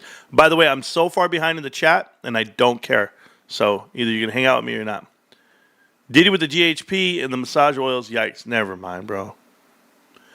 Nobody needs Zoom meetings at a movie theater. Oh, God, you said it, bros. Pin 1 Pennsylvania Plaza, New York, is where the ownership works. Office is. That place looks like heaven. Ooh, wow. It's every father's dream to outlive his children. What? What? Yeah, I just reached the goal for the Christmas show. There we go. So here's 20 free memberships. Let's see. Did we catch anybody slipping? No, all these people are good people right here. I like those people. There's no snakes in the grass. Remember, whenever we go fishing, sometimes we catch them, bros. Sometimes we catch them. Ruben, I got you, but it's not an option on my end. Don't know how, but only got one, and after that, nada. But thank you. Liberty Bibbity. Yeah, Liberty, we tried, man. Marantz, I think if you click the cogwheel on the GME stock, you should see the enable extending hours. Pretty sure it shows overnight. Ooh, Saucy, I already did. I did do that, but it didn't allow me to over here. Oh, but it's got to give me a way to do it somewhere else on the chart. See, it's usually at the bottom. So, GameStop, GME. Let me see. Exchange, no. There's got to be a setting here for chart. So, chart, indicators, drawings, line style, grid. Chart settings. Chart display. No. Appearance. Solid color, custom background, flashing light. No. Trade. Show default, weekly and below. Display compact default. No. Cost basis lines. No. Classic. Compact. No. Classic is fine. No. Access. Oh, got it. Got it. Thank you. I kept looking. Brand new. I just downloaded this whole app again. I just downloaded an update. That's how it's showing me this. We got it, though. We got it for sure. Here's the 5-minute chart right here. $30 and some change on the overnight. So now we have overnight charts. So we look great. Look at that. Golden cross right there, guys. The 50 crossed on the 30-minute. That means we're running, babe. And we did it just like that. We crossed right there. We crossed earlier this morning, so we knew we were going up and to the right. That's perfect. Now the 1 hour. 1 hour already crossed, and we're still spreading apart. We're going to keep running. On the daily, we're just staying apart, which is good. That means we're going to go up and to the right. On the weekly, we still haven't crossed yet, guys. Guys, listen to me. When we cross, it's going to be glorious. It's going to be glorious. We're going to be in this damn square. Oh, man. You know, your boy Ronan Kitty, he knows. He knows, bros. You put us too low, you get the volume too low, value too low on this stock. Nah, we're gonna bounce. That red line, I haven't moved that red line. You guys see the red line? This red line, that's where GameStop touched. That was the roof, right? That's the resistance. We broke past it, became our support. So now, remember that our roof is up here somewhere, about right here. Touch, whatever. So if we touch it again, don't worry. We'll move past it, and our support will be above 70. It'll be above 70 soon enough, and we'll be doing other things in this world. People are worried about evaluations. The valuation of this stock, it being worth, in any given day, like today, it's worth almost $14 billion. I'm good. $14 billion means we're really close. 13.8 billion to be exact, but we're really close to where we need to be with this stock. You need to be 18 billion, guys. 18 billion, and it's going to sneak up on people. It's going to surprise people when another analyst other than Zacks gives it a buy rating. It's going to surprise people when the amount of profits they make versus the cash on hand, and it's just going to show up on the screen. It's going to surprise people. It's going to surprise Wall Street. All the naysayers are going to be wrong. All those shorts are going to have to become longs. And, it took 7 years for Bill Ackman to admit defeat to Carl Icahn on Herbalife. It took him 7 years to admit defeat before he sold off on $1 billion short position. And that was a publicly announced short position. He publicly announced it to manipulate the market itself. But you know what he found out? He found out how to walk straight because he doesn't short stocks anymore. He doesn't do that. Bill Ackman does not. Bill Ackman's here to play it right on his investments. So guess what? There's going to be a lot of people walking straight after this one.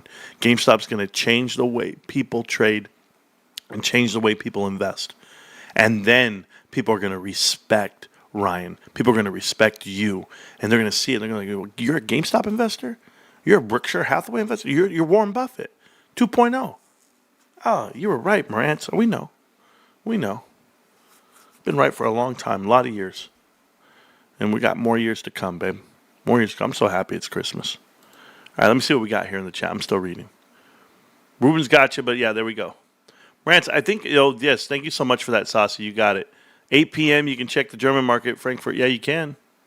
Guys, Ruben just gifted 20 memberships, but only got one. Thank you. Come on. Yeah, Clark Barwick. There we go. Everybody got one. Thank you so much. Ruben gave 20 more.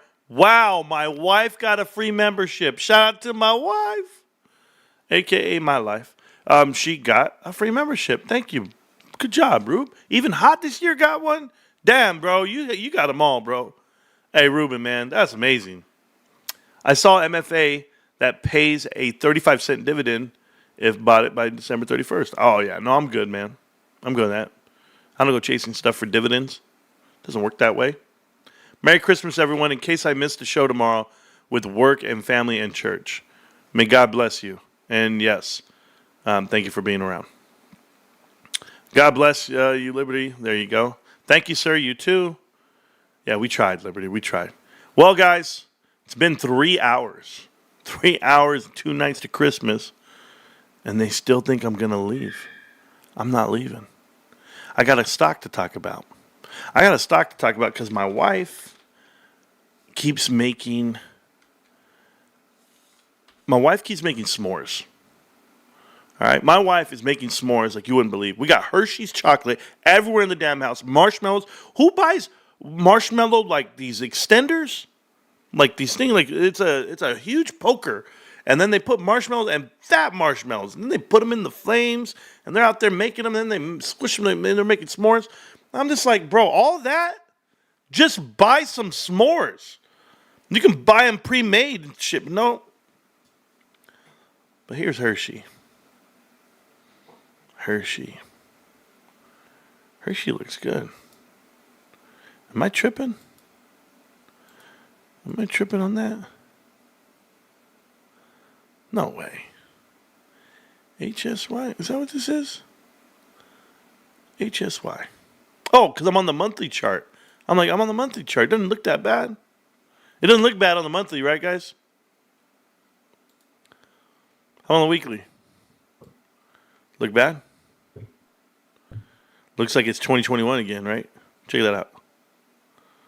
Something's going on here, Hershey. You had a death cross right here. There's the death cross. The 50 came below the 200-day moving average. Not looking good, Hershey. Let's go to the daily. Marantz ain't tripping. Look at that. So, right here from 2023, May, okay, a year and a half, this company called Hershey has lost almost half of its market cap. Almost half of its value, which is a lot considering the market cap is $34 billion. Used to be north of $50 billion on market cap. It was at $56 billion, $53 billion before, and now it's all the way down to 34. Companies at a discount. Companies you can buy. Companies that, hey, I'm telling you, Hershey at 169. 169. Haven't seen that level since 2021. Can it keep falling? Looks like it might. Looks like it might keep falling. But there's some value somewhere on that stock. We'll see. The other thing I wanted to show you was, I already give it a thing? Let me go, hold on. I got to go to the Discord really quick. You know, if you ever go to the Discord, guys, I got stuff in the Discord. I just post it. You never know when I might post something. I'm always in the GME channel, though, on Discord. Thanks to you. Shout out to you guys. GameStop's the greatest, it says. Oh, yeah, no. Yeah, let me see if I can get this picture to you guys. And then it's a chart that I want to get to you guys. Charles Schwab Bloomberg chart as of yesterday or the day before. Sounds good. There we go. It's right here. Paste. Okay, and then we're going to click on it, and then we're going to go to open browser, and boom. Okay, perfect. Here you go. All right, so this chart here is going to show you percentage of the S&P 500 by market cap, the top 10 stocks. So in the history of this stock market, over the last 35 years, I want to make this very clear, the top 10 stocks make up 40% of the market. The largest of any time in the history of the stock market. And just to give you reference, you can look right there in the 2000 dot-com bubble where the top 10 stocks made up 26%. They felt it was overvalued, right? There's not parity in these stocks. Certainly not for the top 10 to make up 40%. I'm telling you now, God is my witness. On the birthday of Lord Jesus coming up in 2 days, when 10 stocks control the wealth of the world, it's only going to take one to fall down. And it doesn't get replaced by someone else. These guys are leveraged. I mean, it's like putting all of your money into one thing. You know when they say you got to diversify your portfolio, and a lot of us just laugh at that because we say, well, not when you know how to read a company, not when you know how to read a balance sheet, or you know the leadership, or I put all my money in GameStop, I'm good. And you really are. Like I feel you are. I feel I am. One or two stocks, okay, however you want to do it. Mutual fund, whatever. 401k, you're checking. These guys are invested into 10 companies that are about to topple over. Top heavy. Big old head. Little body. This stock market is an alien. I'll show you the chart. It's bigger than it's ever been in the world. Bigger than it's ever been in the history of finance. Top heavy. Terrible. Terrible. And not her. All right, one other chart to look at today, guys. One other chart. I'm proud to be an investor. Actually, I got a lot more to look at. I just decided. Why not? Let's go. All right, Supermicro. Supermicro Computers touched down 200-day moving average, bounced back up. Phenomenal. Got it back. Supermicro is going to come down even further. When they announce that they can't raise that money that they're trying to raise right now, when they announced that they're non-compliant with NASDAQ, when they announced that they had fraudulent finance practices, when they announced that their investments into CoreWeave, into, I say CoreWeave, but into the computer, the one oh my goodness, man, my brain is going crazy right now. It was Compware, and the other investment was their main investment, Amber. Is it Amber? No, I'll do it right now. Abelcon. Oh my goodness gracious. So Abelcon. I got to get that right in my head. Abelcon Technology. So, Abelcom, it's com, not con. Abelcom is what I'm looking at. So that company, that's his brother's company. I'll keep it all in the family type deal. So, goodness gracious, bros. That's when you know your brain's fried. Holy hell, man! Been up all day, guys. I've been up since midnight. It's 8 o'clock at night already. Oh man. You guys get to sleep. I don't. I was sleeping. Took a nap. This guy called me. GameStop investor called me, bro. Oh my God. I was like, bro, when I'm sleeping, dude, just let me sleep. Hey, here's the Death Cross right here. Do you see it? Death Cross on AMC and gone. God, that's terrible, dudes. There's no getting up on it. Oh my God, AMC's trash. Semiconductors. Touchdown the 50-day moving average, guys. Let me go to the daily, not the weeklies. Look at the daily here. Touchdown the 200-day moving average. How many times, guys? Oh, man, this is bad. This is waiting to fall down. Wait till the announcements come. Hey, you wait. Hey, when the SMCI, when the super microcomputers, when they actually announce that they're terrible, they're fraudulent, whatever. Hey, how right were we on this one? Here, somebody hold my drink. Somebody hold my drink. Tell me what you think. How right were we on this one? CVS. Maybe you missed it where Marantz said, hey, death cross, gap down, going bankrupt. Oh, it's terrible. It's private equity plant. Gone. Hey, Darden Restaurants. How you doing? People really think this is a good investment here? I'll come see you in a bit. Micron. Look at the gap down, bros. Oh, it's so bad. I feel bad for these dudes. That overvaluation all the way to 157, lost half their market cap. It used to be worth $200 billion. Now it's worth nothing. I wonder why. 80 billion. Still worth 80 billion, guys. Mullins. Mullins. Missed you, Mullins. Mullins is worth... Bro, you mean to tell me I can just go in there and just buy it all? Are you kidding right now? I can afford it. Market cap of Mullen Automotive is $9.4 million. $9.4 million. How much did they ever give that guy Lawrence Harge? How much did they give him? Lawrence. Bro, David Mitry made more money than their whole market cap. He made more money last year than their whole market cap. Hey, what happened to Nook right here? Knuckles, as you can see, was down to $1. Now it's at 41. Oh my God, Marantz, it's so high. Yeah, I'll pass, bro. If you bought it at 78, you just lost half your money. How you doing, Dow Jones? Looking terrible. Get up off the floor. Get up off that thing. Okay, here's value stocks. This is IVE. This is the actual ETF that tracks S&P 500 on value. And it went from 205 to 192. Fell down, almost touched that 200-day moving average. And there's some real value there. But that's true retraction. You might pick up on here. We'll see how it goes. GameStop carrying the whole index. Look at this shit. Oh, my God, guys. Oh, my God. Guys, I get so excited. Oh, my goodness gracious. Oh, look at this. Oh, my. I don't care. I don't care, TikTok. I don't care if you guys see me say act a fool, sound whatever. You don't understand the thousands and thousands and thousands of dollars that people are making right now. Oh, my God. Just look at this. We had this rundown. Did not care. And then we knew we were up and to the right. Oh, they even made songs about it. Oh, God. Tony De Niro, the only thing you ever said right in your life was up and to the right, Marantz? Yeah. Oh, my God. Look at this. Bros. Just look at that walking.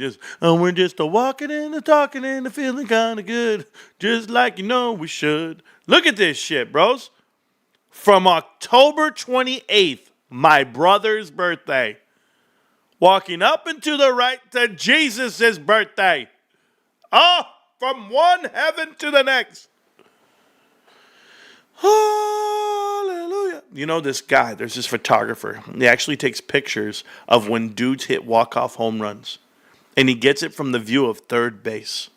So as you're rounding third and you're running into home, he takes the picture. And he takes them all. Every single walk-off home run, he takes that picture from third base. Boom, boom, boom. He's a photographer. This is what he has. And he said, I think this is going to be the view of when people enter heaven. I think that's us. I think this is heaven.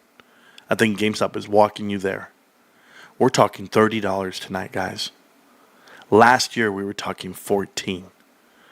Let me go look at this really quick. I'm at the weekly chart. I apologize. But last year, what was this, December? Look at this shit right here, guys. December, this time frame last year, our stock at the most, right here, was at 16 all the way up to 18. $16. We're double our value. Boom, they rocked us all the way into January, all the way to March, and then boom, back up where Roaring Kitty came pouring out of the screen here. Said, $10 is crazy. $10 is crazy. Yeah, we know. Don't worry. Oh, get me into the green box and don't let me out. Just keep me in this box, but pick me all the way up. Lift every voice. Rise every voice. Lift every voice. That's a song. If you guys don't know that. Anyway, look at this. Oh, my God. Guys, honestly, the whole chat tonight, this whole stream is going to be me just looking at that chart right there. Just right there. Hi, y'all. Thank you, Ruben. Hey, Mama. Hey, Mama, how you doing? Oh, my boy Dante? Or Donko? Donko's here? Dude, Donko rolling through deep with 20 shares. 20, oh, my God. It's like 20 shares to me. 20 free membership? Bro. Donko, man. Donko's the man. Been the man all Christmas, bro. I love you, bro. That's it. Hey, we both missed the playoffs, Donko. Hey, man, we got something in common. Oh, bro. Where's all my 49er fans at? Yeah, we all missed the playoffs. Anybody else? Raider fans? You're used to it. Cool. Cowboy fan, we're not used to this, but we're gonna make the best of it. We are officially home for the holidays. Woo! Joke-ass Cowboys. Don't even get me started, bro. Hey, Donko went fishing, and he got Jay Kerwin. Jay Kerwin. Good job, Jay Kerwin, on the free membership there. Whoa, man. Dub for Donko. Hell yeah, and thank you. AMCQ. Need to stop saying the AMCQ run is the same as GME run. Yeah, because I saw the AMCQ chart. It was bad. Already smiling in the picture. Hi, Sharon. Yes. Blessings to you all. Archie Manning coming to Dallas. Why do we want the backup quarterback of the nation's third best team? What the hell? The hell would that do for me? Nothing. Okay, back to the chart. Sorry. ARM Holdings. Oh, what's going on over there? Nvidia. Somebody explain this to me. Somebody explain to me ARM Holdings falling through the bottom of the trash here. Uh-oh. Someone just walked in. Nobody walked in. Oh. No. Just me. Oh, Envoy, how you doing, man? I'm just sitting here. I'm getting ready. Sorry. Well, I'm getting ready to play a song because I get leery here. Okay. I sit here, I play some music to wake me up, but then in addition to that, I play a lot of League of Legends, and tonight might be the night I play League of Legends. Yeah, me too. You play League? I'm a League since 10 years. Yeah. No, bro. I've been playing since what character came out when you know what was the hot character when I started playing? Corky. Corky. Dang, that's a long time. Yeah, it was a year. Oh yeah, no, Corky had just got released. I remember. And then, I have to say, I always struggle to pick higher than Emerald. oh yeah, now? Oh yeah, if I'm playing lanes Yeah. and taking it serious, Yeah. nah, I don't take it serious, bro. I go Heimerdinger, top or bot, doesn't matter. Heimerdinger any lane. I saw. Yeah. Hey, yeah, bro, I don't take it serious. Man, Okay. I used to take it serious, not anymore. My main was Fiddlesticks. Yeah, it's better that way. Yeah, Fiddlesticks was my main, and that's when Fiddlesticks had the crow. and that was godly in lanes. I miss that. I miss that fiddlesticks. Oh man, it was support fiddle, and then what you would do is you'd kill all the minions right on bottom row, and if you kill all the minions and you throw a crow, it bounces back and forth from each other, and he would just destroy these people. Oh, look at that! Marantz said United Health was a great buy at 470. Marantz said it. Now we're at 506. What the hell? Peloton, holding it. Keep holding, Peloton. You're doing okay. You're not down and out just yet. I'm checking out some of these right here. Riot. Gross. Ooh. Down a whole 30%, bro. Beyond. Hey, whatever happened to Bed Bath & Beyond? What happened to these dudes right here called Overstock? What happened to them? $4 a share. If I wanted to buy that company, by the way, their market cap is at $223 million. They literally gave a $40 million investment to a bankrupt company called Container Store. And yet here they are only worth $200 million. What in the hell is going on? How about the finances? How much cash these guys have on hand? Balance sheet shows me total assets, cash on hand at $183 million. 140 cash. Your market cap's 200. Your cash is 140. And you gave up 40 of it to a bankrupt company. You had to know Container Store was bankrupt. Look at this thing, 17 cents. Trash. Container Store, I could buy all of Container Store right now for how much? $607,000. Macy's, Garbo, Fancy Trash. Might be going up in about a couple of months. Who knows? They'll be like, they're having a real turnaround, guys. It's a real turnaround story. Dub Day. Yeah, work day. Let's see. Walgreens, Cuvaro, I'm just paying attention. Palantir, the one true stock out there actually doing something. Palantir up to $80 a share right now. Shout out to Almo, whose cost average is well below 80. My man's in the teens or the 20s or something crazy. But he's been holding it for 4 years, ever since I met him. Congratulations. Hey, some people own Costco stock. It's at $950. $950 a share.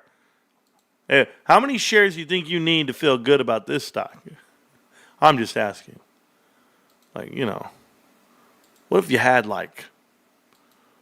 enough? Tesla, 430. Down from 480. It's okay. You'll be all right. Soldier Boy, tell him. Etsy coming all the way down to $55, bros. You guys remember when these guys were in the S&P 500? Nope, neither do I. Gone. Just straight down to the ground. Terrible business model. Never going to work. I don't know when they plan on making money off of it. Intel suspended their dividend. They're in another world down here in the gutters. Testing out the bottoms. It's going to be tough out here. Root fell down from $118 down to $73 right now in the after hours. Let me tell you guys something. To lose 40%, and you're telling me Carvana's real? Explain this pump. This is all the doing of how they do it. This is called related parties. Same deal. Root and Carvana are related. KKR, up and to the right. Leslie's Pools, buy the whole company for nothing, guys. This is a trash-ass company. Trash-ass company. I don't even know how the market cap's $400 million. There's nothing here. Boeing at 177, down, huh? Down from 267. That's a good discount on Boeing.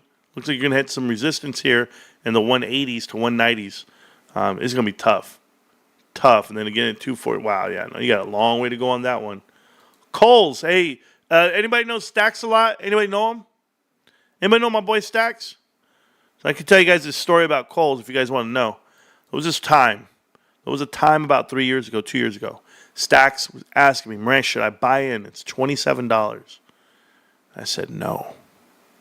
And that's not financial advice, but it's financial advice because he's my boy outside of the show. And he asked me, he said, yo, bro, real talk, should I buy this shit? It was $27.30. Look at that right there. Boom. Should I buy it? I said no. You want to know how I knew Kohl's was going to the ground? You want to know how I know this company's worth absolutely nothing? It's dog shit. Because I know who's in charge. I know who the new CEO is. I know who the old CEO was.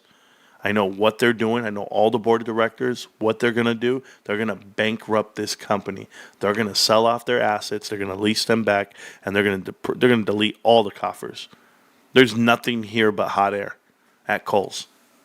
Kohl's has all of the book value in the world because Kohl's should be trading at $34 book. That's how many assets they have. They're overstored. Their retail footprint is too massive. They'll never make a profit. It's too top heavy.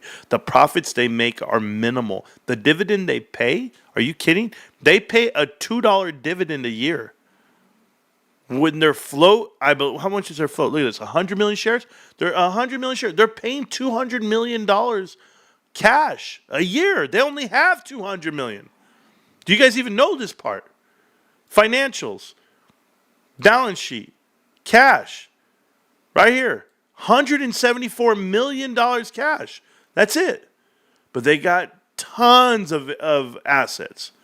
Tons of assets because they have inventory and then they have the buildings themselves. They have, look at this, buildings right here, property, $10 billion in property. That's going to be a lot of money for someone else, not for them. You'll believe me one day. But then I'm going to tell you, Macellum, Ancura, and Legion Partners, all the guys who ran the shit out of Bed Bath & Beyond are now running this company to the ground, and they just did Big Lots. It's the same hedge funds, same activist investors. They're preying on your downfall, and it's happening right now at Kohl's. It's a sad story to tell you. It really is, but it's happening. Right here, Best Buy, testing the 200-day moving average. It's a buy. It's a buy. It's a buy for me, personally. Good dividend payout, right structure, good cash to, the book value is there. It's up about 5 to 6x on book. This is a quality company. And I tell you this because it's 14. Yeah, it's right. It's the right price. I don't have a problem with Best Buy. I don't. And then the executives, I don't have a problem with them either. This is fake. Bath and Body Works. Nah. Miss me with the bullshit. Private equity. The Gap, same thing. I don't care about these guys. You can't tell me you're making money. You can't. You just can't. I know retail. And you're losing money in apparel. GoDaddy, all the way up and to the right, got into the S&P 500, okay? 5 quarters ago. Got into the S&P 500 and never stopped moving. Up and to the right. Doesn't matter if they make profits or not. This company makes no money at all. It's that bad. What was the shareholder equity here? Total revenue $1 billion, gross profit $700 million, operating expense $4. So they come out to what? Is it like net income $190 million? $190 million. But watch this. Go to balance sheet. You can make $190 million all you want. Assets $8 billion. Liabilities net almost $8 billion, 7.64. You literally have nothing going. You have a $5 billion total non-current liabilities, $4.86 billion. You can make $100 million for 50 quarters, bros. I'm telling you. You never. It's one. You're one. Listen, when you're one bad earnings away from a complete meltdown of your stock, believe it. But hey, up and to the right, GoDaddy. That's what's happening. Up and to the. Look at this shit. Ugh. So gross. But Marantz, we could buy these things, You could. I won't. You can. I won't. Let's just say, how about I say I did? How about we do that and I say I did? I didn't. Pfizer, still in business. Hadn't cured a damn thing in your lifetime, but it's still in business. Toyota is huge right now. Toyota's the one going up. Or not Toyota, Honda, right? Is it Honda Nissan? That deal's going to get done. That's what they claim. They claim the Honda-Nissan deal is going to get done. And boom, it popped up Honda from the ground from 23 all the way up to 26, 27. Looks like it's going to get back up. Does Nissan even have anything? Nissan Foods. No, I don't want the foods, man. Maybe they're not on this stock. Maybe it's different. So, not a big deal. Not for me, though. That's definitely not for me. Amazon still going up. Should. It's holiday season. Great. Tell me how Robinhood's 37.50. You just tell me how Robinhood goes up. It's fine. HYMC, $2. Hey, after a 10-1 reverse stock split. Not bad. Still going to the ground. Look at this thing. Looking amazing. DJT, I stay out of it. I don't touch it. Don't touch that. SoFi, don't touch. Apple, amazing. Going to go $4 trillion. It will be a $4 trillion company by the time the week's over. Let's see what else we got here to look at. CRVS coming back down to earth. CRVS back down to earth. You know that I had it as a buy at like $2 way down here. Jumped up to 10, 5x your money. Yeah, I won't touch it after that. I would have sold. Roblox. Roblox picking up some steam here, but I did see it was announced. Some nonsense was announced on it, but we'll see more, more profits for it. Grove. People keep telling me about Grove. People keep telling me about Grove. They got a clean balance sheet from what I hear. I don't know much about it. I don't. Balance sheet. Total assets, 105. Liabilities, 78. They got more assets than liabilities. That's where it starts. That's where it starts. $26 million of shareholder equity on only 39 million shares. So what does that mean? Book value is at $2 or 66 cents? 66 cents book value. Is that correct? No. Oh, no. It's $2 book. $2 book. Grove is $2 book. Grov. Grov is $1.36 a share, but its book value is at $2. And they paid off all their debt. Let's see if it shows it here. It says that they paid off all of their corporate debt, their long-term debt. Let's see, liabilities. So they don't owe, right here, long-term debt. They paid off this $22 million, I believe, or $32. Which one is it? They paid off something over here, $30-something million. How much cash do they have? They have $50 million on cash. And that's cash, yeah, book. I mean, considering their market cap is $53 million, they got as much cash as their market cap. Bros, this is a Larry Chang company. That's why I'm looking at it, guys. I don't know much about it. I got to do more homework on it. I always say I got to do more homework, and I never do. I always say I will, and I never do. I'm busy, bros. I can't be doing that shit. I can't be just living here on the internet with you guys. There you go. GameStop's still walking. Go on the 1 hour chart just so I can see it in the green box. Look at that. I drew a green box days ago. Oh, think about it. I drew that green box. The stock was all the way down here. I said, oh, it's going to go up. It was down here. It's going to go up.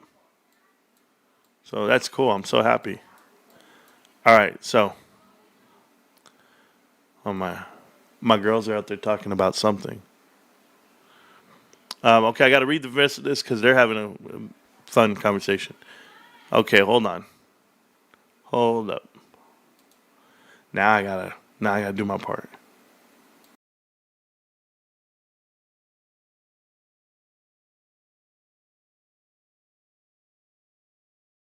You don't know. My dogs start barking. The girls start going at it, and guys, it'll be a simple conversation. Like, it'll be like,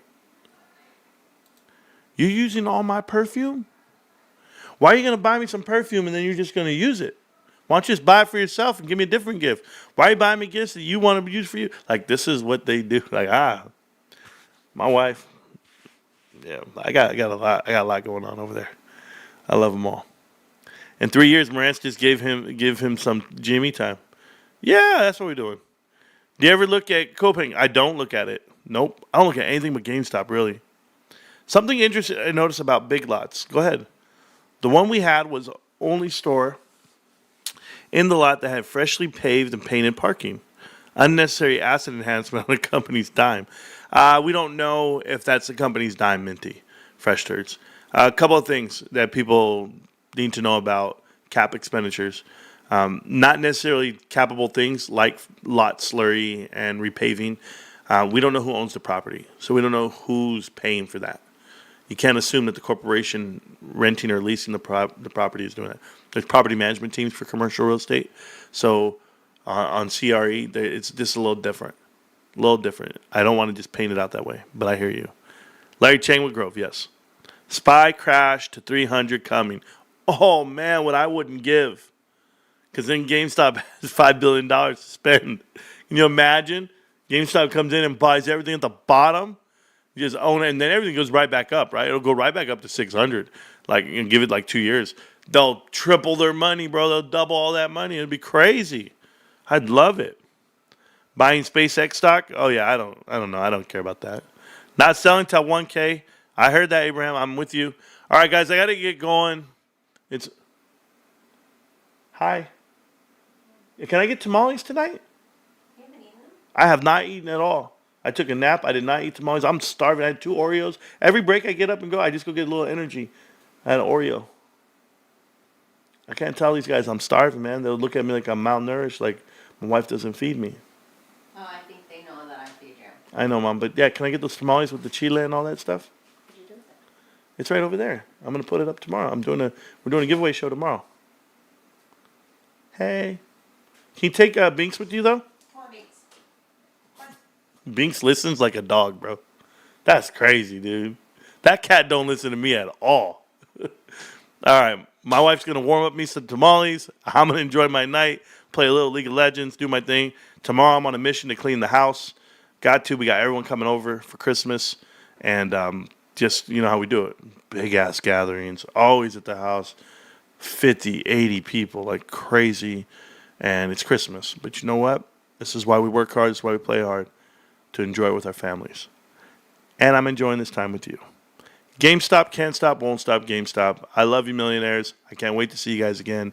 And hopefully you guys really enjoyed the first half of this show where we were talking about the connections of the super microcomputers and Nvidia and how that's all intertwined.